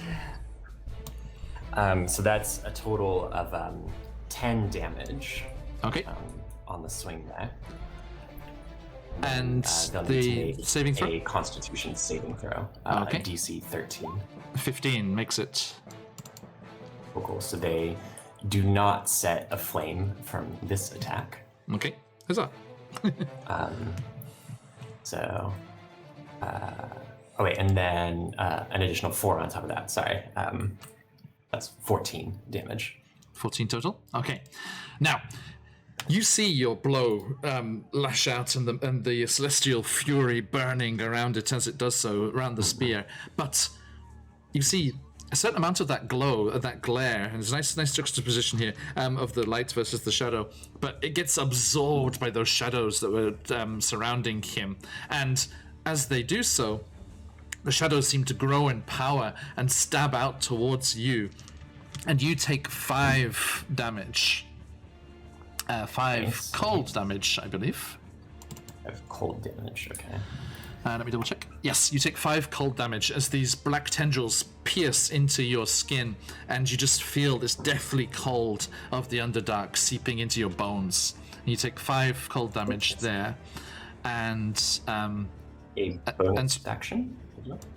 what was the total damage in the end? 14. But if you want to know the breakdown of types, I can tell you. That's no If it problem. matters. That's okay. Thank you. You said giving away that there's no resistance. A number of dice at play here. Okay, so So bonus action. yep. I was wondering if Zakan would be able to, with their large feet now, like scuff up or like kick at the glowing circle. Like, is it painted or drawn on or chalked on or something like that? Where they No, it could, just seems to be emanating from the rock. emanating from the rock. Mm-hmm. Okay, so it would need to be very specifically damaged with something. It looks, or just the wizard, the priests conjuring it need to be destroyed, maybe. Okay. Something In like that. that case, I think I probably don't have any bonus action type thing that You I good? could do. All right. Yeah. So, and then end of the turn, he will take 2 additional radiant. That's right. Yeah. Hang on. Just do that. And 2 radiant. Okay. So yep, that burns into him a bit more there. Then he glares up at you. He's like, "How dare you? You dare come down here and disrupt our work in the mighty Demogorgon's name? You shall pay. You shall pay. Or maybe make your friends pay." And I need you to make a wisdom saving throw, please. Those are a disadvantage right now. Oh, goody. I feel like somehow you knew that. No, I didn't actually. Their brain's in a bad spot. Oh, yeah. The inspiration cancel that? Say again? I just used it on the attack. You just used it on the attack, yeah.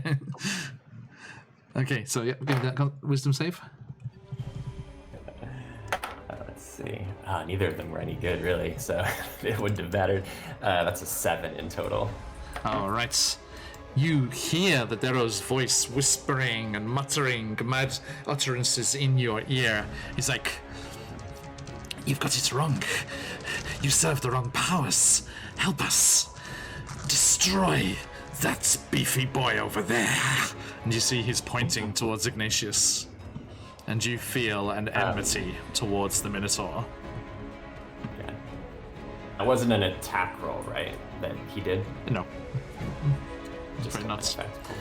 Okay, and he is going to move away without provoking an attack of opportunity. What's his movement? Okay, so yeah, he goes running over towards Grunamunga. Over there. Yeah. Okay, and the Darrow have their turn. Let's see, what's the range on the crossbow? Okay. So it's... Okay, cool. So, Ignatius, crossbow bolts come whistling at you from two directions as those two arrows shoot towards you. The first one, 21 for 7 piercing, reduced to 3. All right. And the second one from cover on the far side, only a 10. That misses, I assume. Yeah. Right, you didn't go reckless, did you? No. No. Okay, that's that. Now the one next to you, Elora, swings the crossbow around behind them and pulls out this hooked short spear, very nasty looking thing, and lashes out towards you. 12? It's not enough, right? 15. Yes, so you nimbly dodge out of the way and avoid also the snarling jaws clamping into thin air behind you as well. And it's your turn, Elora. Ignatius, you're on deck. Okay, so I'm gonna try to finish off with my short sword. Go for the arrow, yep. That's a 24 total. That'll hit. And 5 damage. 5 damage. Okay. It is looking very, very worse for wear, but not dead, as it spits and snarls at you and goes like, "No, you'll never stop our work.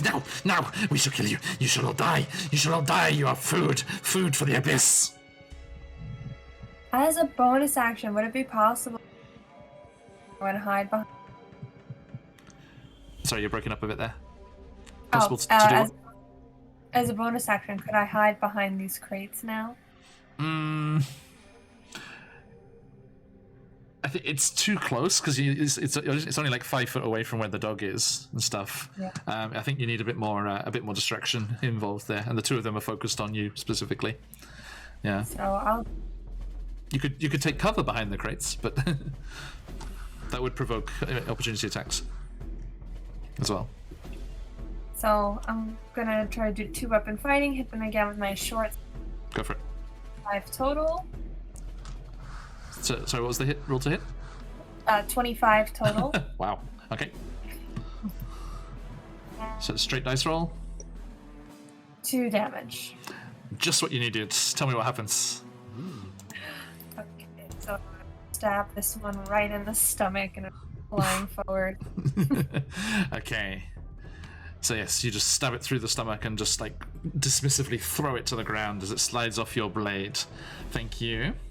That one is done. Now, that's any movements? The death dog is there.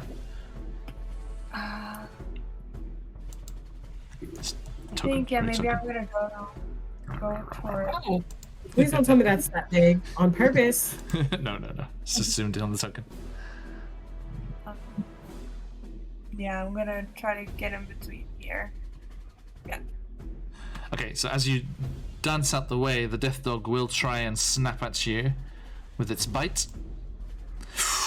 Dirty 20. So the death dog's jaws clamp around your ankle as you dance away, and you take 3 piercing damage. Hey, Quims, there you are. Good to see you, mate. No problem. And can you give me a Constitution saving throw, please?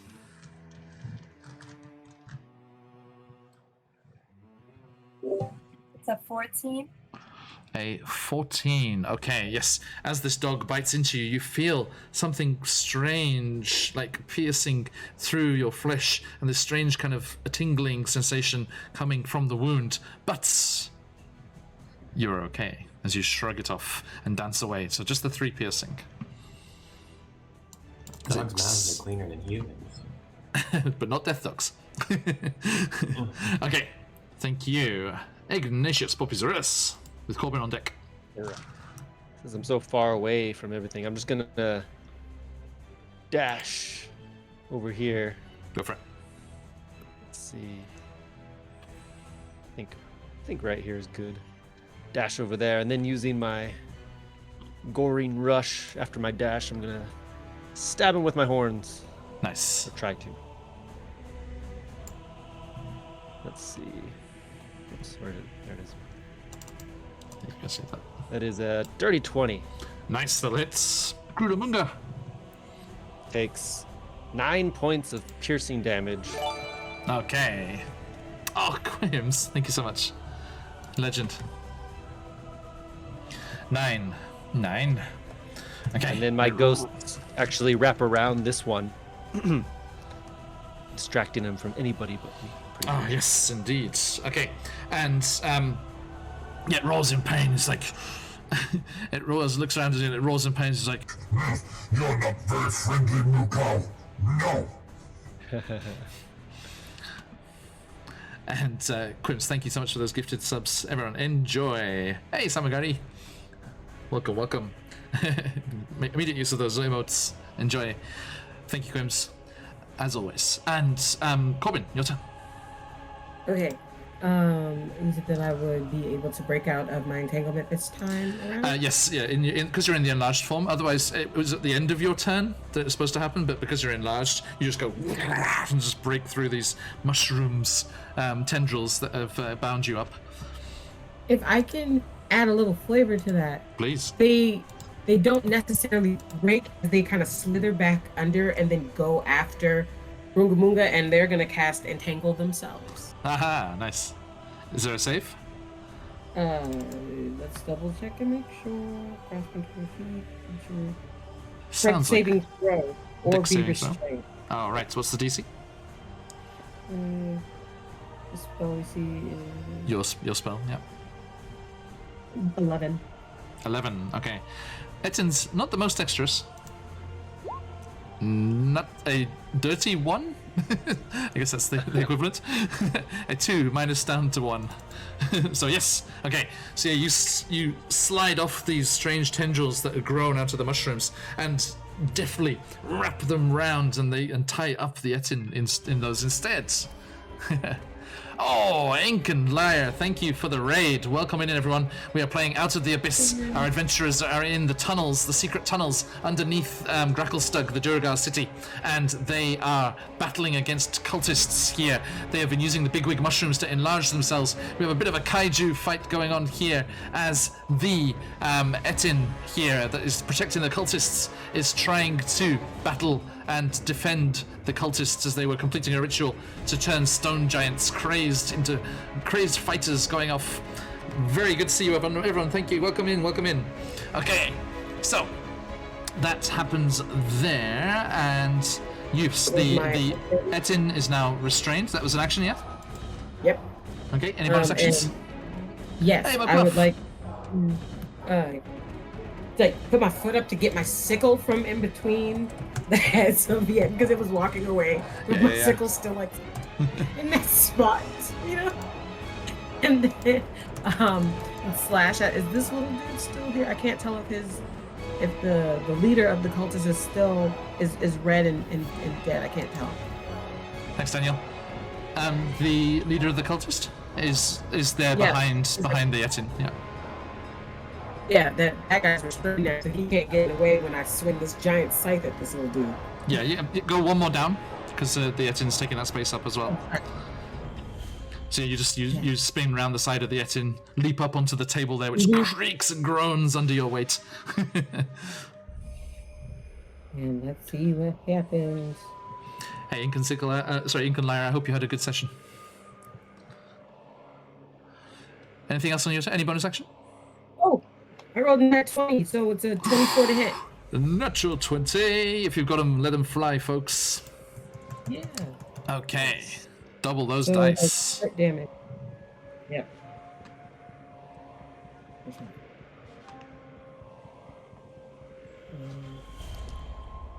And then do it again because.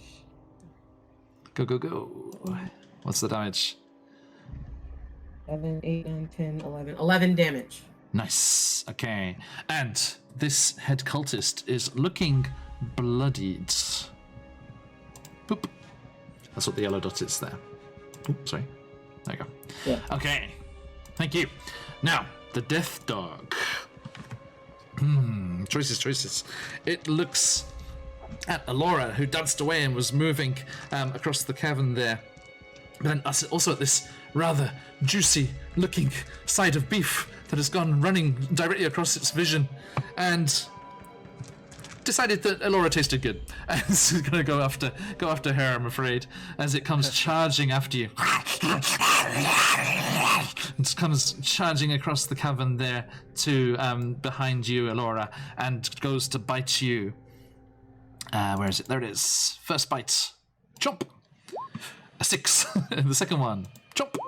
16 will hit, right? Yep. Okay, the 16 hits. That is 7 piercing damage. And I need a Constitution saving throw again, please.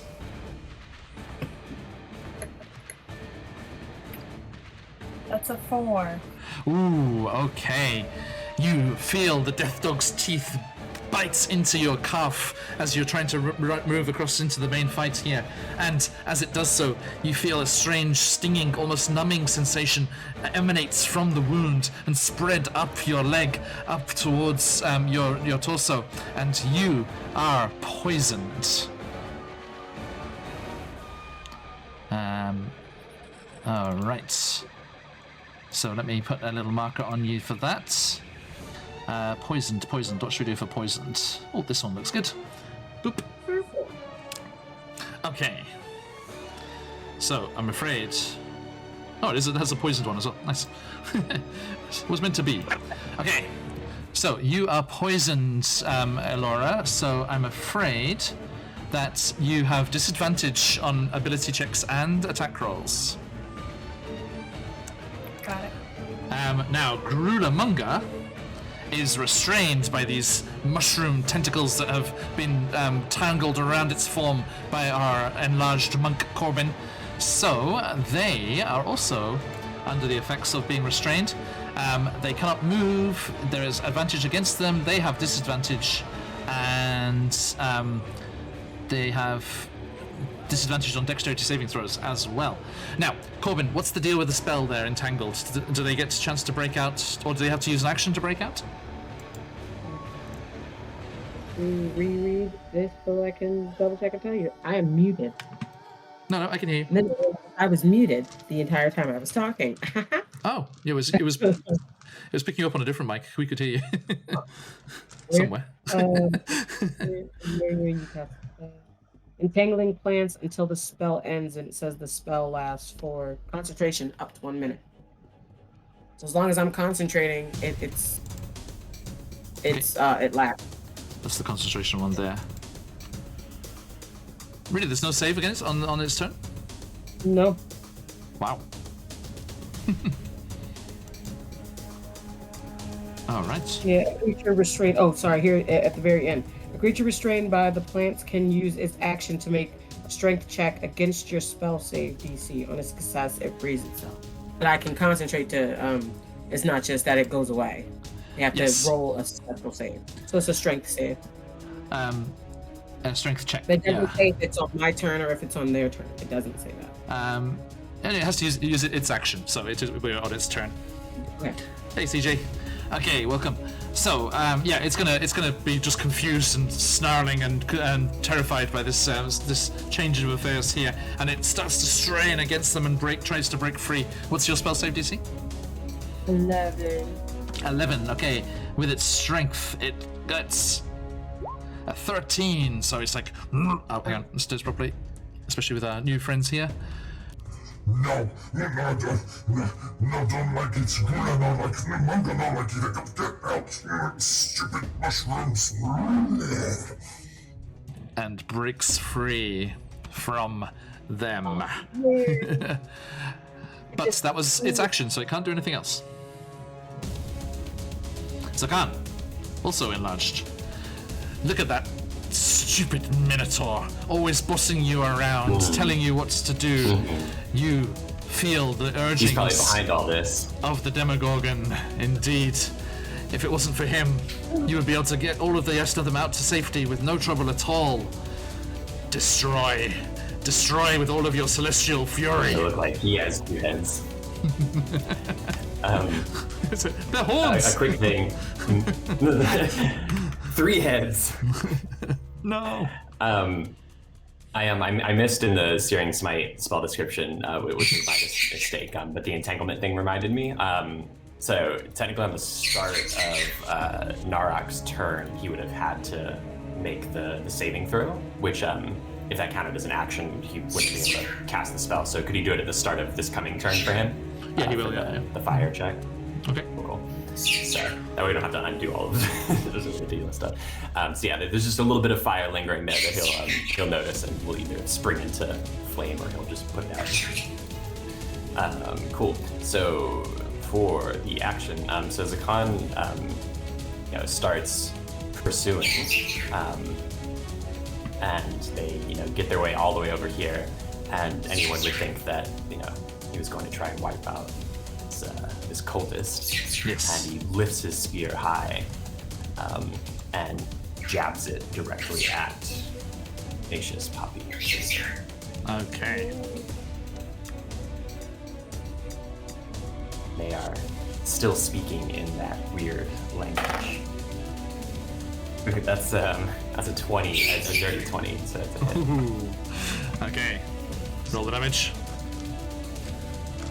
Luckily, he's still raging, so that's good. Because it will be piercing. Yeah. A recent hype train success gave me the perfect emote for when Finn is getting excited. Makes you get all hyped up. So that's 9 base plus the 4 radiant damage. So that's 13. Roll? Did you roll to hit? Oh yeah, that's dirty 20. Sorry. Yeah. Yep. Oh, 4 So, piercing So total, the and then 4 4 damage will come radiant. through. Okay. Yes. Okay. So yeah, 8 total. And then 8 total, and then let's see if we get some seared beef. So that's an additional 6 fire damage. Flame grilled. All right. Okay. And at the start of Ignatius's turn, he'll have to make a save to see if he sets a flame. Okay. And as you finish that action, the burning that is you're feeling from your form, it's just emanating from you, seems to burn away this influence, whatever it is, and you shake your head and you realize what you've done. As Ignatius is like looking at you, he's like, again? As you got shot in the back last time. That was just a unfortunate miss of an attack, but this one was a bit more nefarious.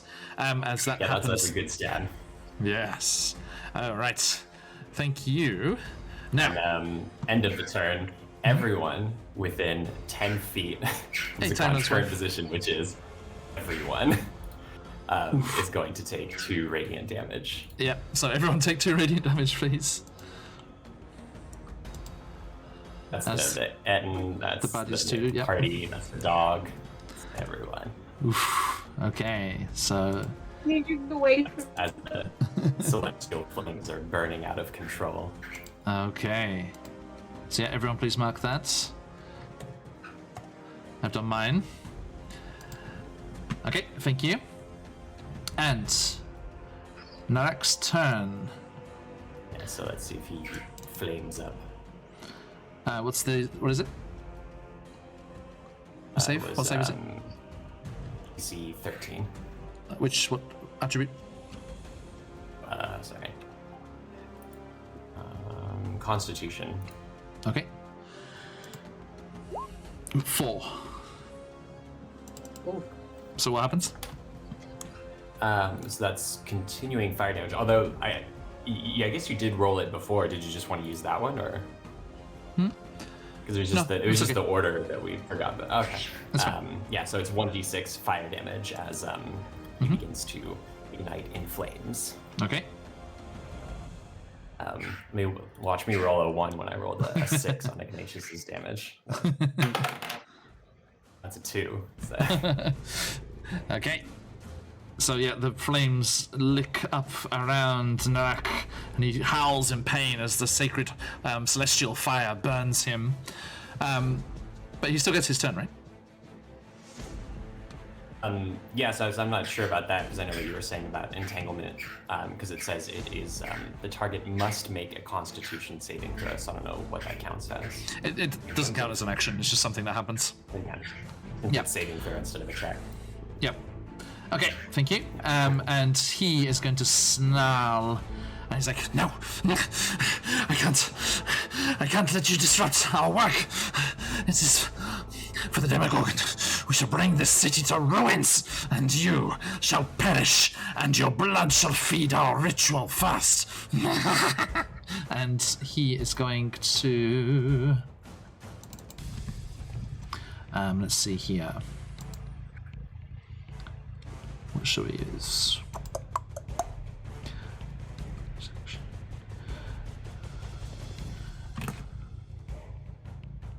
Okay, he is going to...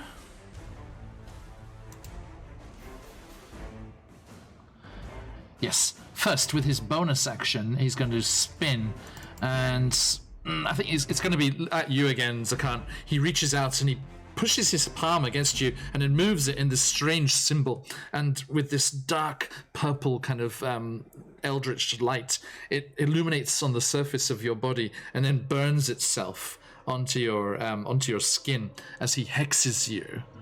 So he casts hex, and then he smirks, and he casts. Let's see here. I think he's going to risk this. He's going to jump up onto the table, so you get an attack of opportunity if you wish. Sakan. Yes, Sakan. Only Sakan. It's still next to Corbin, so it doesn't trigger Corbin's. Yep. So they'll like kind of shaking out of it as the hex is cast on them. They swing around from Ignatius and are gonna just swipe that spear. Go for it. So let me It's put a nat hex. 20. Oh shit. Okay. So let me put the hex on you there. Although it may be a mute point. That's right, Samagari, let him fly.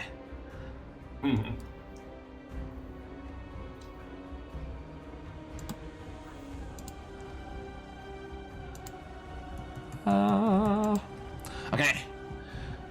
How'd you go? Double the dice? Yep, so doubling the dice.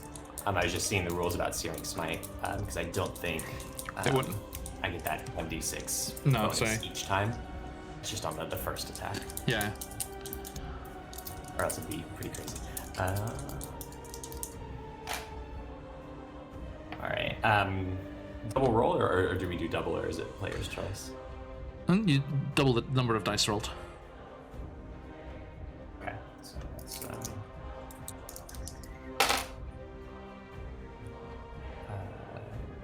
8 damage in total. Not very good on the damage rolls there. Okay, so as he scuttles away over towards the table there and scrambles up, you lash out with that spear, and you do not kill him, but he is on his last legs as a nasty, vicious wound opens up in the back of his torso, and blood gushes onto the floor.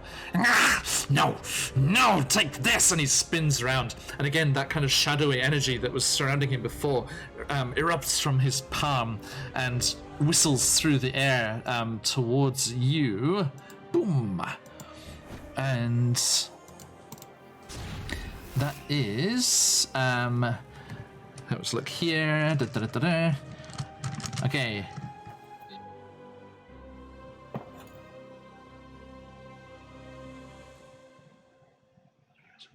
Level. So I'm just double checking here. What level would he be? Okay, still only the one beam. So that is going to be 16, 21. So that hits, right? Yep. Okay, 21 with a hit, so that is 5 force damage. And as the force damage smashes into you, that strange mark on your torso flares, and the hex also causes 5 necrotic damage. Will be reduced to 2. 2. So yeah, 7 total. It's 2 necrotic. Yes. He's like, yes, pay. Okay. And that's his turn, and then the Darrow will come scuttling over. This one will move to there. And this one moved to here. And they will fire their crossbows again. First one at you, Corbin. 8. Boom. Only a 9. Misses. Next one at Ignatius. Boom. 13. Misses, right? Misses, yep. Okay, and the last one at Elora. Boom. 16. That hits. Hits. Okay, sorry. That is 9 piercing damage.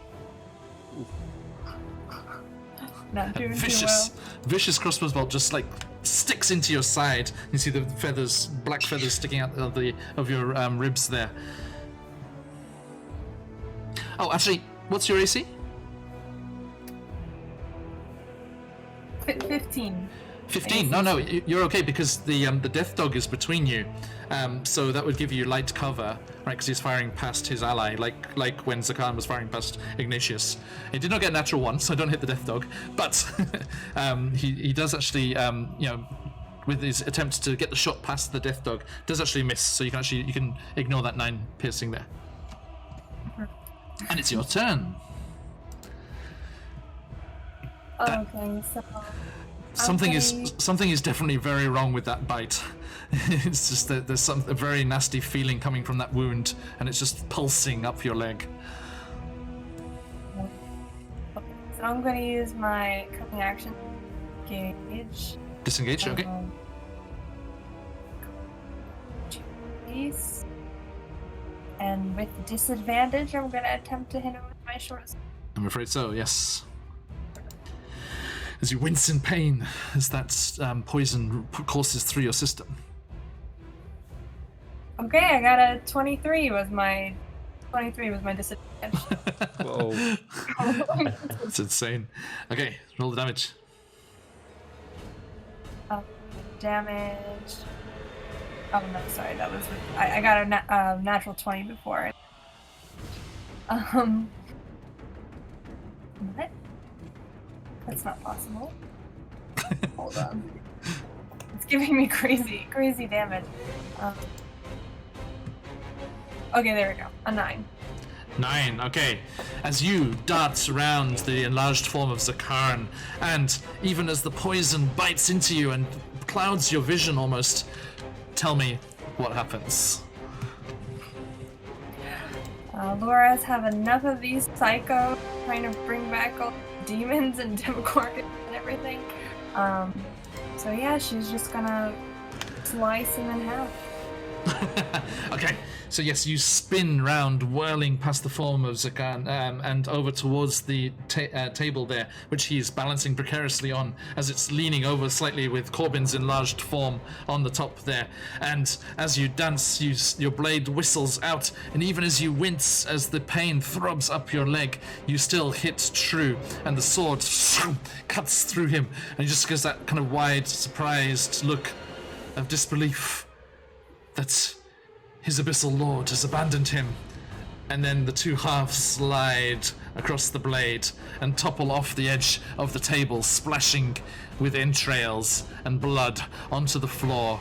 And as that happens, all of you see a slight dimming to the light in the room. The bonfires and everything are still going, but the Darrow cultists start to wail in desperation and fear as the circle, it's part of the map, I can't delete it, I'm afraid, but the circle behind Zakan there flickers and dims, and the stone statue in the middle with its 2 heads, there's a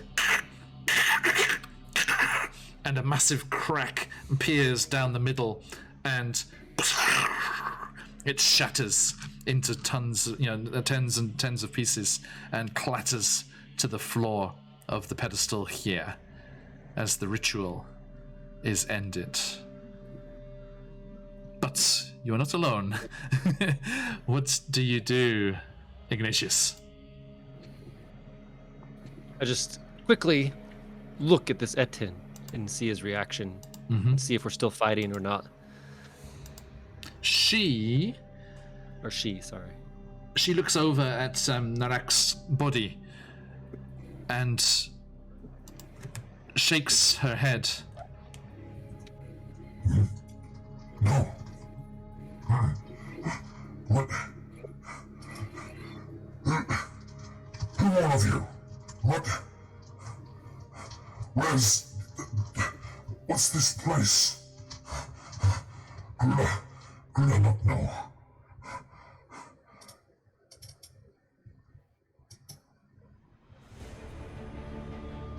What? Manga, where are we? Manga don't know here. Ooh, more big people. Hello, big people. Like Corbin is like still standing on top of the table. And he's like, what do you mean, where are you? We're in the middle of a fight. Seeing this reaction, I'll just be like, okay, I think you're chill, bruh, and I'm gonna go over to the dog and try and hit it instead. Okay. Hopefully not get an opportunity to attack. In canon, that is what you said. In the voice and everything. Grudamunga doesn't attack you as you move away. Okay. And this dog is still looking pretty nasty though, right? Yes, snarling and looking very, very vicious.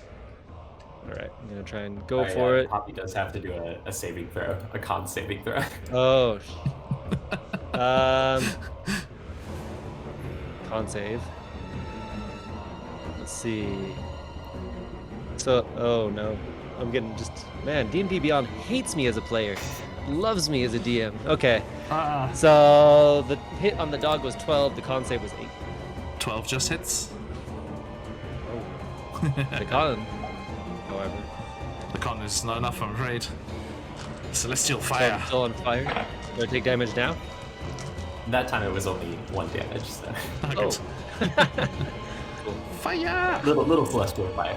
The con's trying to, like, limit it. Just like look at the dog and say, I'm sorry, buddy. Slash at it as hard as I can. It is 13 plus 2, so 15 points of slashing damage, and fire damage is 3. Alright. So yes, the great axe whistles through the air, and your spirits fuel the attack and do nasty cuts across the creature's form. Okay. Anything else? Bonus action? No. That's good. Good? Okay. Thank you. Alright. And that puts it blooded as well for the death dog. So just tips it over there. Thank you. And Corbin, it's your turn. Okay. Corbin is going to be trying to do a series, a fury of healing blows. Do you know Pat a Cake? Let's play.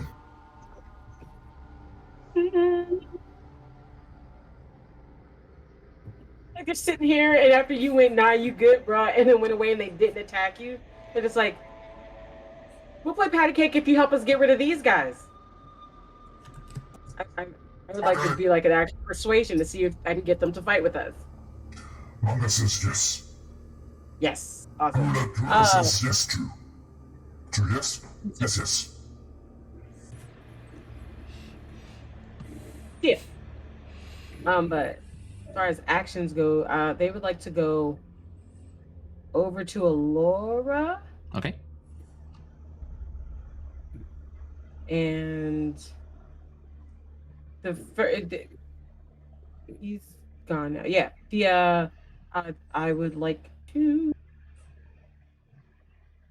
do a hand of healing. Mm-hmm. Go for it. The backhand of healing. The softest.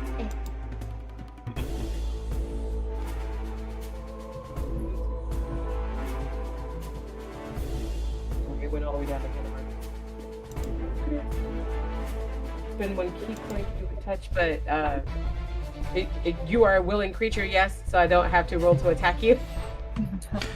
Very willing to receive the You have to use your flurry of blows, Corbin. Okay. Not near anything. Oh, hang on. That I can No, sorry. You can use your flurry of blows, or you can just use a key point. Sorry, yeah. Yeah, I'm sorry. Yeah, I'm going to Yeah, use my a key bad. point for my hand of healing. Mm-hmm. So yeah, 1d4 plus 1. You remember that one, Daisy? The backhand of healing. Oh, hey, you backhanded feeling. It's going to be a 5 or 4, so awesome. Max, nice. So 5 healing to you, Elora. Thank you. I'm very squishy. I don't have a lot of health. That's your action. Anything else? Yep. You can't end in Zakan's space there, so you have to move somewhere. Yeah, you're right. But there. I also, but no. Does Ignatius seem like he needs help taking out this pupper? Not looking great, but not dead yet. Did anyone else hear that? You can't hear me? Yep. I can hear you here. Oh, okay. Nobody hear the high pitched noise in the background of my stuff. No, sorry. My nieces are watching Sister Act, so that I know when there's anything just went off. Nice.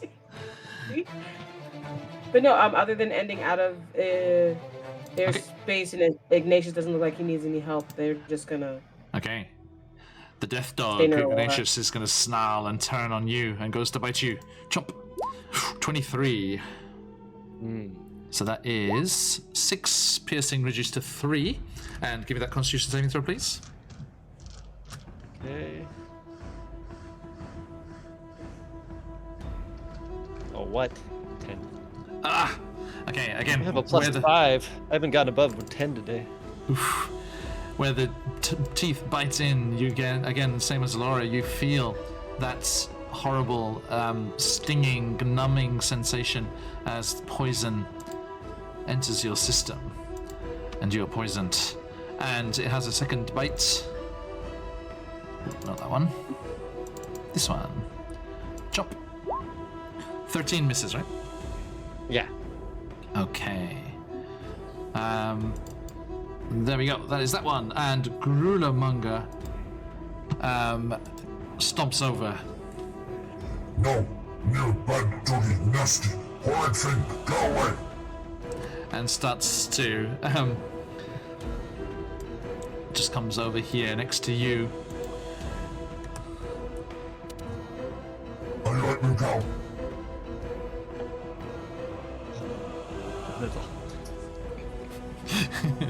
He's like, okay, and Grudermonger comes stomping over and swings their weapons at the death dog.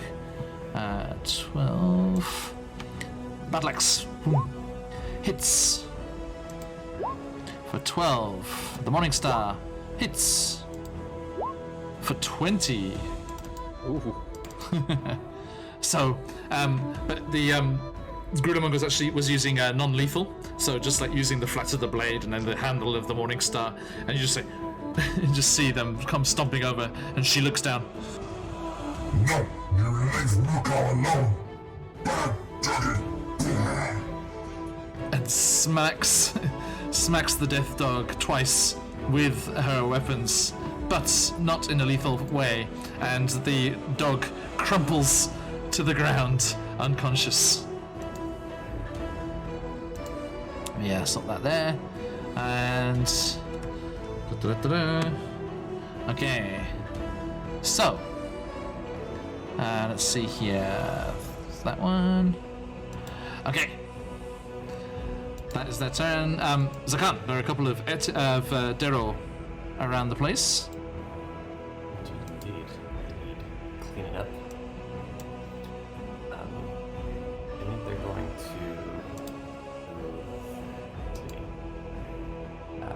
conscious of being very, very close to all of their allies with this energy burning out of control. They'll move 5, 10, 15, 20, 25, 30, I think. Mm-hmm. And then that should be all right. And then they're going to cast Sacred Flame. Okay. This guy here. Okay. Is there a save? It is a dexterity save. Okay, so everyone, let me bring you up here. A dexterity save with a +2 for the cover that they have there. Boom. 7.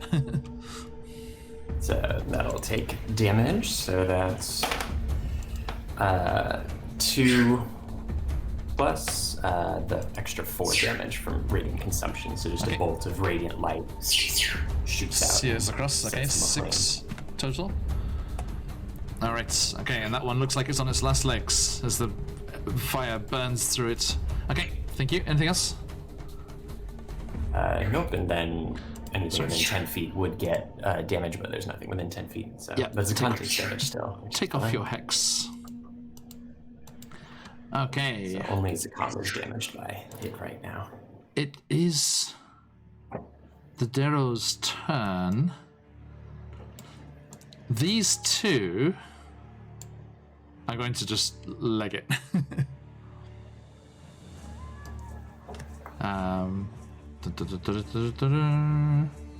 They dash towards the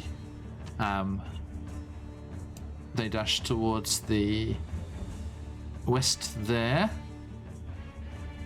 That one gets to there. And the one in the back here, he's like, where are you going? Don't leave me here! No! No! And they're gonna dash towards the entrance that you came through, and hopefully grabs a pygmy wart. And they dash over that way. Zoom! As they try to escape. What's he going to do? Elora, your turn. So, could I run behind this desk and be considered hidden? Yes, indeed. Okay, and then from my hidden position, I want to use my longbow to try and hit. Okay, the roll me one a stealth running- check.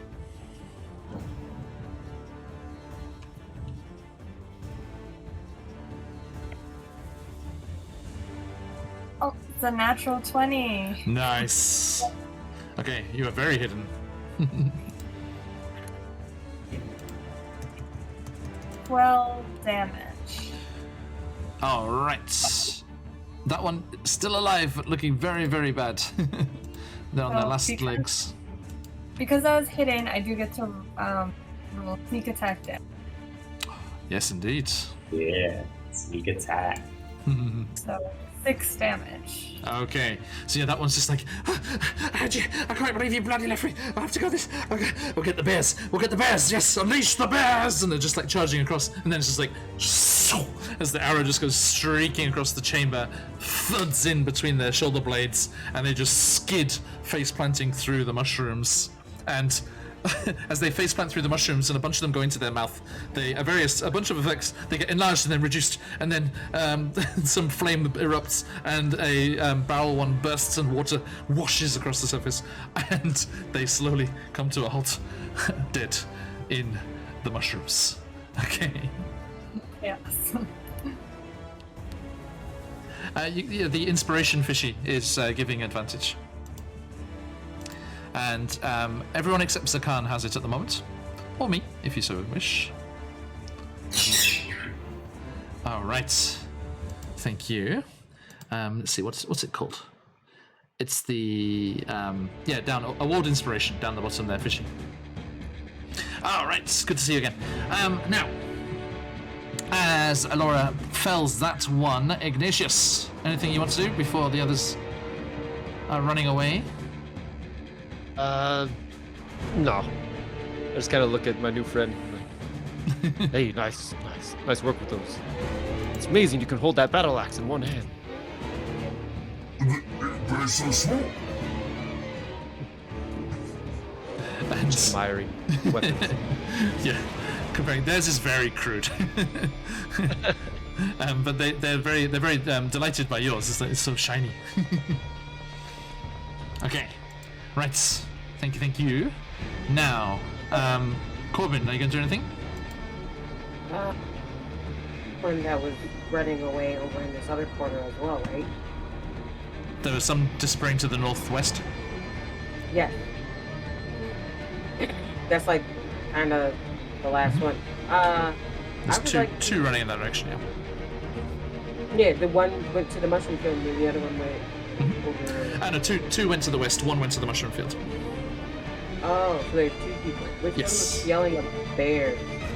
The one that Alora just killed, because the bears are okay. back in that direction. Okay, because the bears were in that direction. They're going to look at the others and go, are we going after them or are we finished?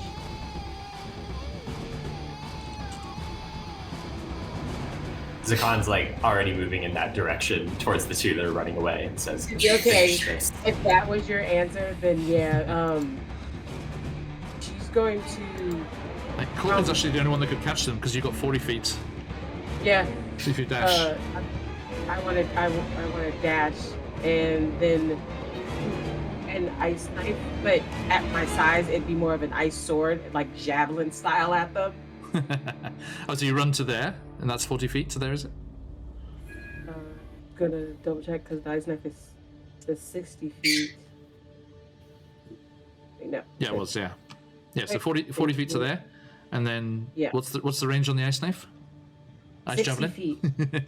Okay, yeah. feet. So you got the lead one. Mm-hmm. Yep, alright, and Read the spell for me. my phone would load the thing. I would love to read the spell for you. Let me grab it for you. Ice knife. Shard of ice. Fling it at one creature. Make a spell attack. So roll me a d20 plus 3. Yep.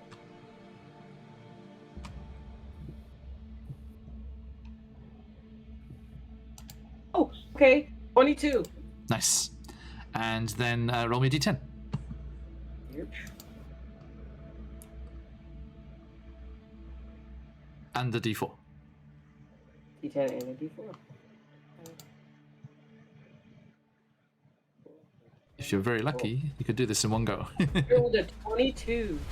What? Oh wait, sorry, no, that was the 22 to hit and a 12. I was like very confused.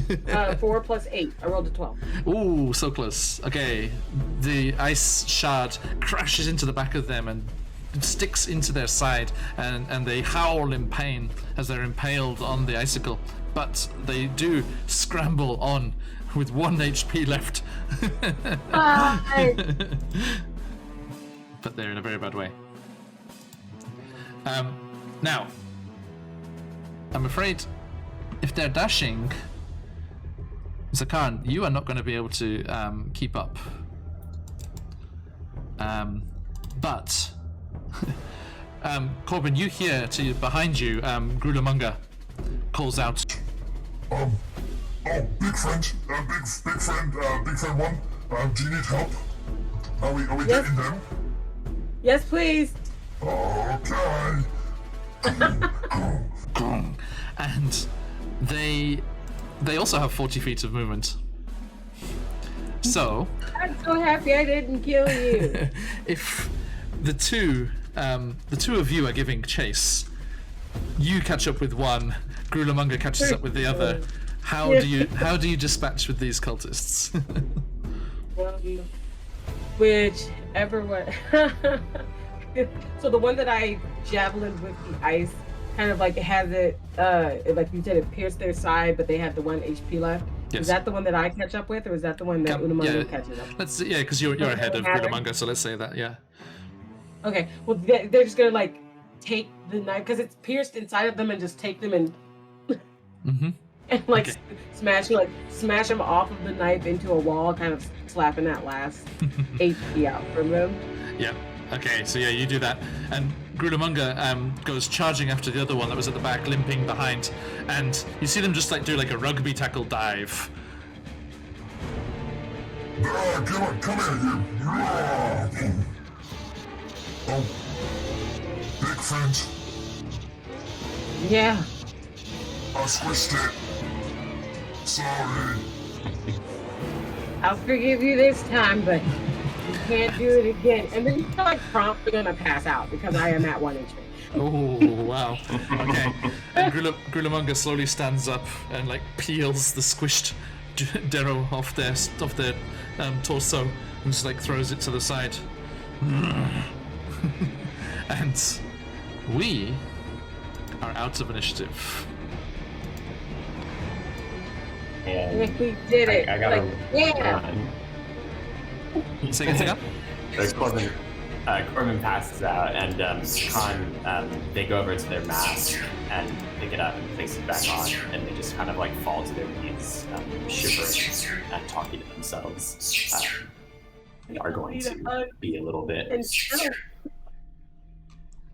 but the flames will die down. Okay. So Grimmunger's over here. Mask back on. Okay. So, the ritual is interrupted. The cult's destroyed. And we shall leave things there for today. Droki is still at large. Yeah. Still out there. We'll deal with that. We're gonna deal with that. Okay. Sorry, I have to bow for the outro, but thanks, guys. Oh, okay. Take it easy, mate. Thank you. See you soon. Zoop. Okay. Thank you, everybody, for joining us, and thank you to. So let me get the name proper. Here, Inkenliar. Thank you so much for that raid. Good to meet everyone. Thank you for the follows and the gifted subs from Quims. Great to have you all here. I hope you enjoyed yourselves, and we look forward to seeing you again soon. Very soon, in fact, in a matter of hours, Thursday evening or Thursday morning, depending where you are in the world, we'll be back through the mists in Barovia for Curse of Strahd. Chaotic Platypus, thank you for the follow while we were offline. I saw that. Thank you so much. I'll send you an invite to our Discord. We have a followers Discord, everyone, so if you followed us today, look for your Twitch Whispers, and I shall let you know what's going on. And then we will be back in the Nine Hells in Avernus for Descent into Avernus, as they are continuing to battle Arkan the Cruel and an adult dragon. I hope it goes okay. We shall see what happens. It's a very, very nasty fight. Corbin's animal handling skills. Indeed, yeah, that was great. Actually, I've been doing something recently, which I would like to ask all of you as well. Either or of these. What did you enjoy particularly today, or what are you looking forward to in a upcoming session? Sorry. So let me go across the overlay as I'm seeing it. Ignatius, our good friend Chris from CarniSideShow. As I do a quick shout out over here, what did you enjoy, or what are you looking forward to? And/or what are you looking forward to? Well, I'm super looking forward to level 5, so I can do more than one thing. Oh, Awesome. yes. But also, I liked the interactions between people, and it's good to have Zakan back. Yes. And even though he almost killed me again. It's a bit of a nasty habit. We'll have to break him of that. Yeah. Okay, thank pretty good, you. Indeed. Okay, thank you very much. Elora, Sam, what did you enjoy, and/or what are you looking forward to? I forgot her name, but the two-headed giant one. I enjoyed the Grudumanga? voices. Grudumanga, I enjoyed the voices and the acting you did there. I found it very endearing. Have fun. Yes, she was under similar magic to what briefly affected Zakan there. So once the cult leader was destroyed, they were free of that. And I think they might get along rather well with the stone giants if you introduce them up top. And Corbin, what did you enjoy, and/or what are you looking forward to? I really enjoyed the combat that we did today. It was nice to be on the other side because we're in combat like this all the time, and like everybody running around doing different things and like ended up helping each other with all the different attacks. I always like the chaos of it, if it makes any sense, because technically all of that's happening at the same time. Yeah. But looking forward to future sessions, I think I'm really interested in seeing how the deal that Corbin made is going to affect their relationships with their friends. Indeed. Yes, as you finish this combat, Isel is just sat over there, observing two pools of yellow light as their eyes shine in the darkness. Especially when they wake up and go, I really did magic. That's going to be a thing next session. Absolutely. Okay. Yes, Fishy, the character art is amazing, isn't it? Here, let me give you the Instagram of the artist. Here. Salad Man, aka Ryutoshi, over on Instagram there. Give them a follow. And there's a link above for CarniSideShow. Head on over there for lots of fantastic sessions and streams and things going on.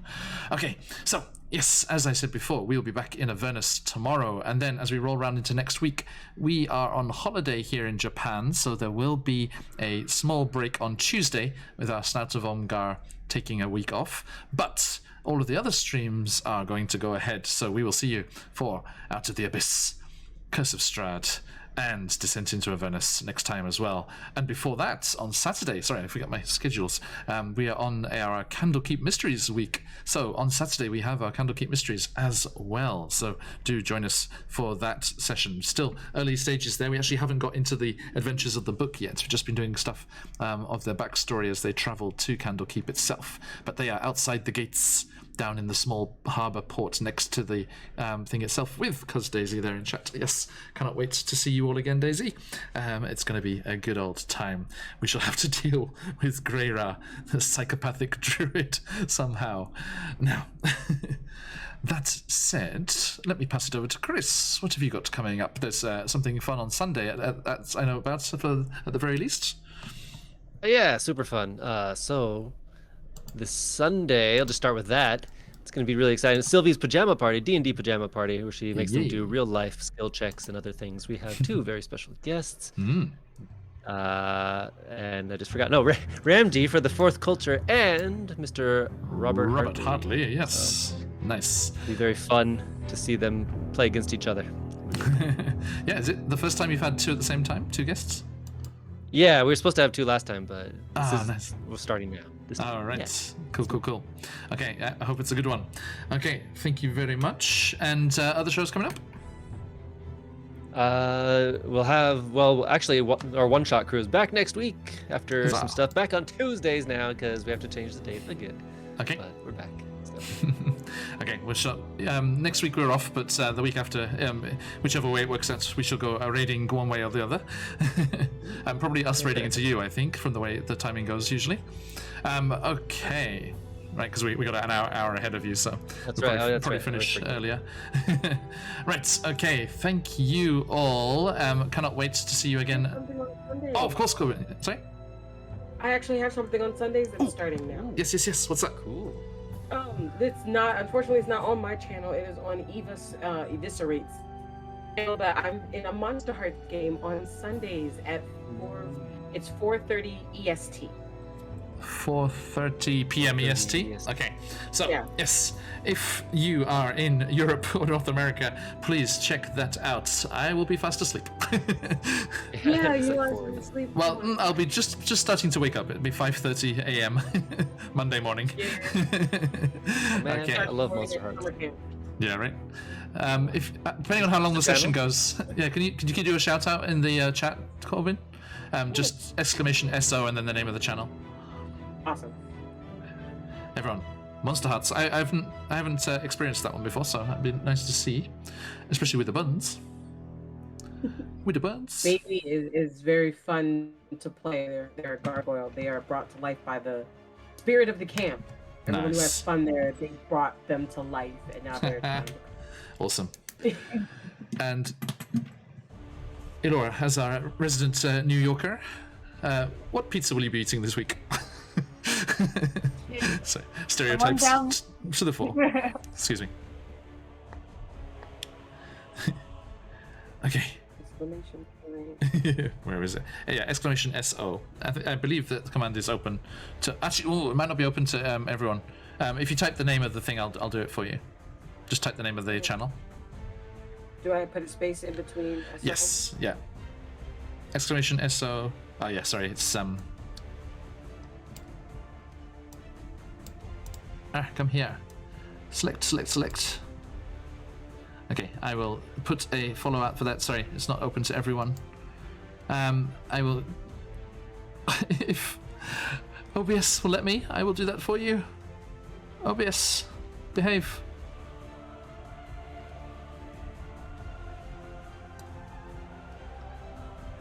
I typed it in the search bar. Okay, SO. Boom. There it is.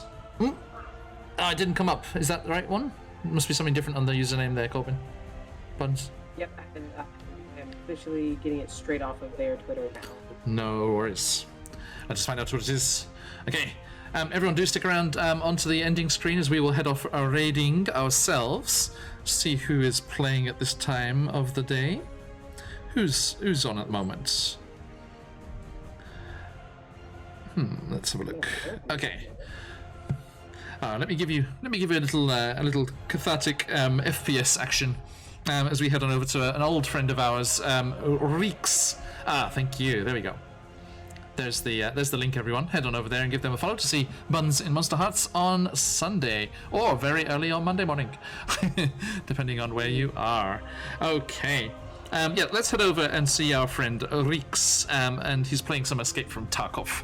Always nice just to chill out and watch. A very intense game as well, so if you fancy yourself a little bit of FPS, have a look at that. And thank you all once more for joining us today. For those followers, give a look out for that Discord invite, and I will see you all very soon. But until then, as we like to say around these parts, matane. Goodbye.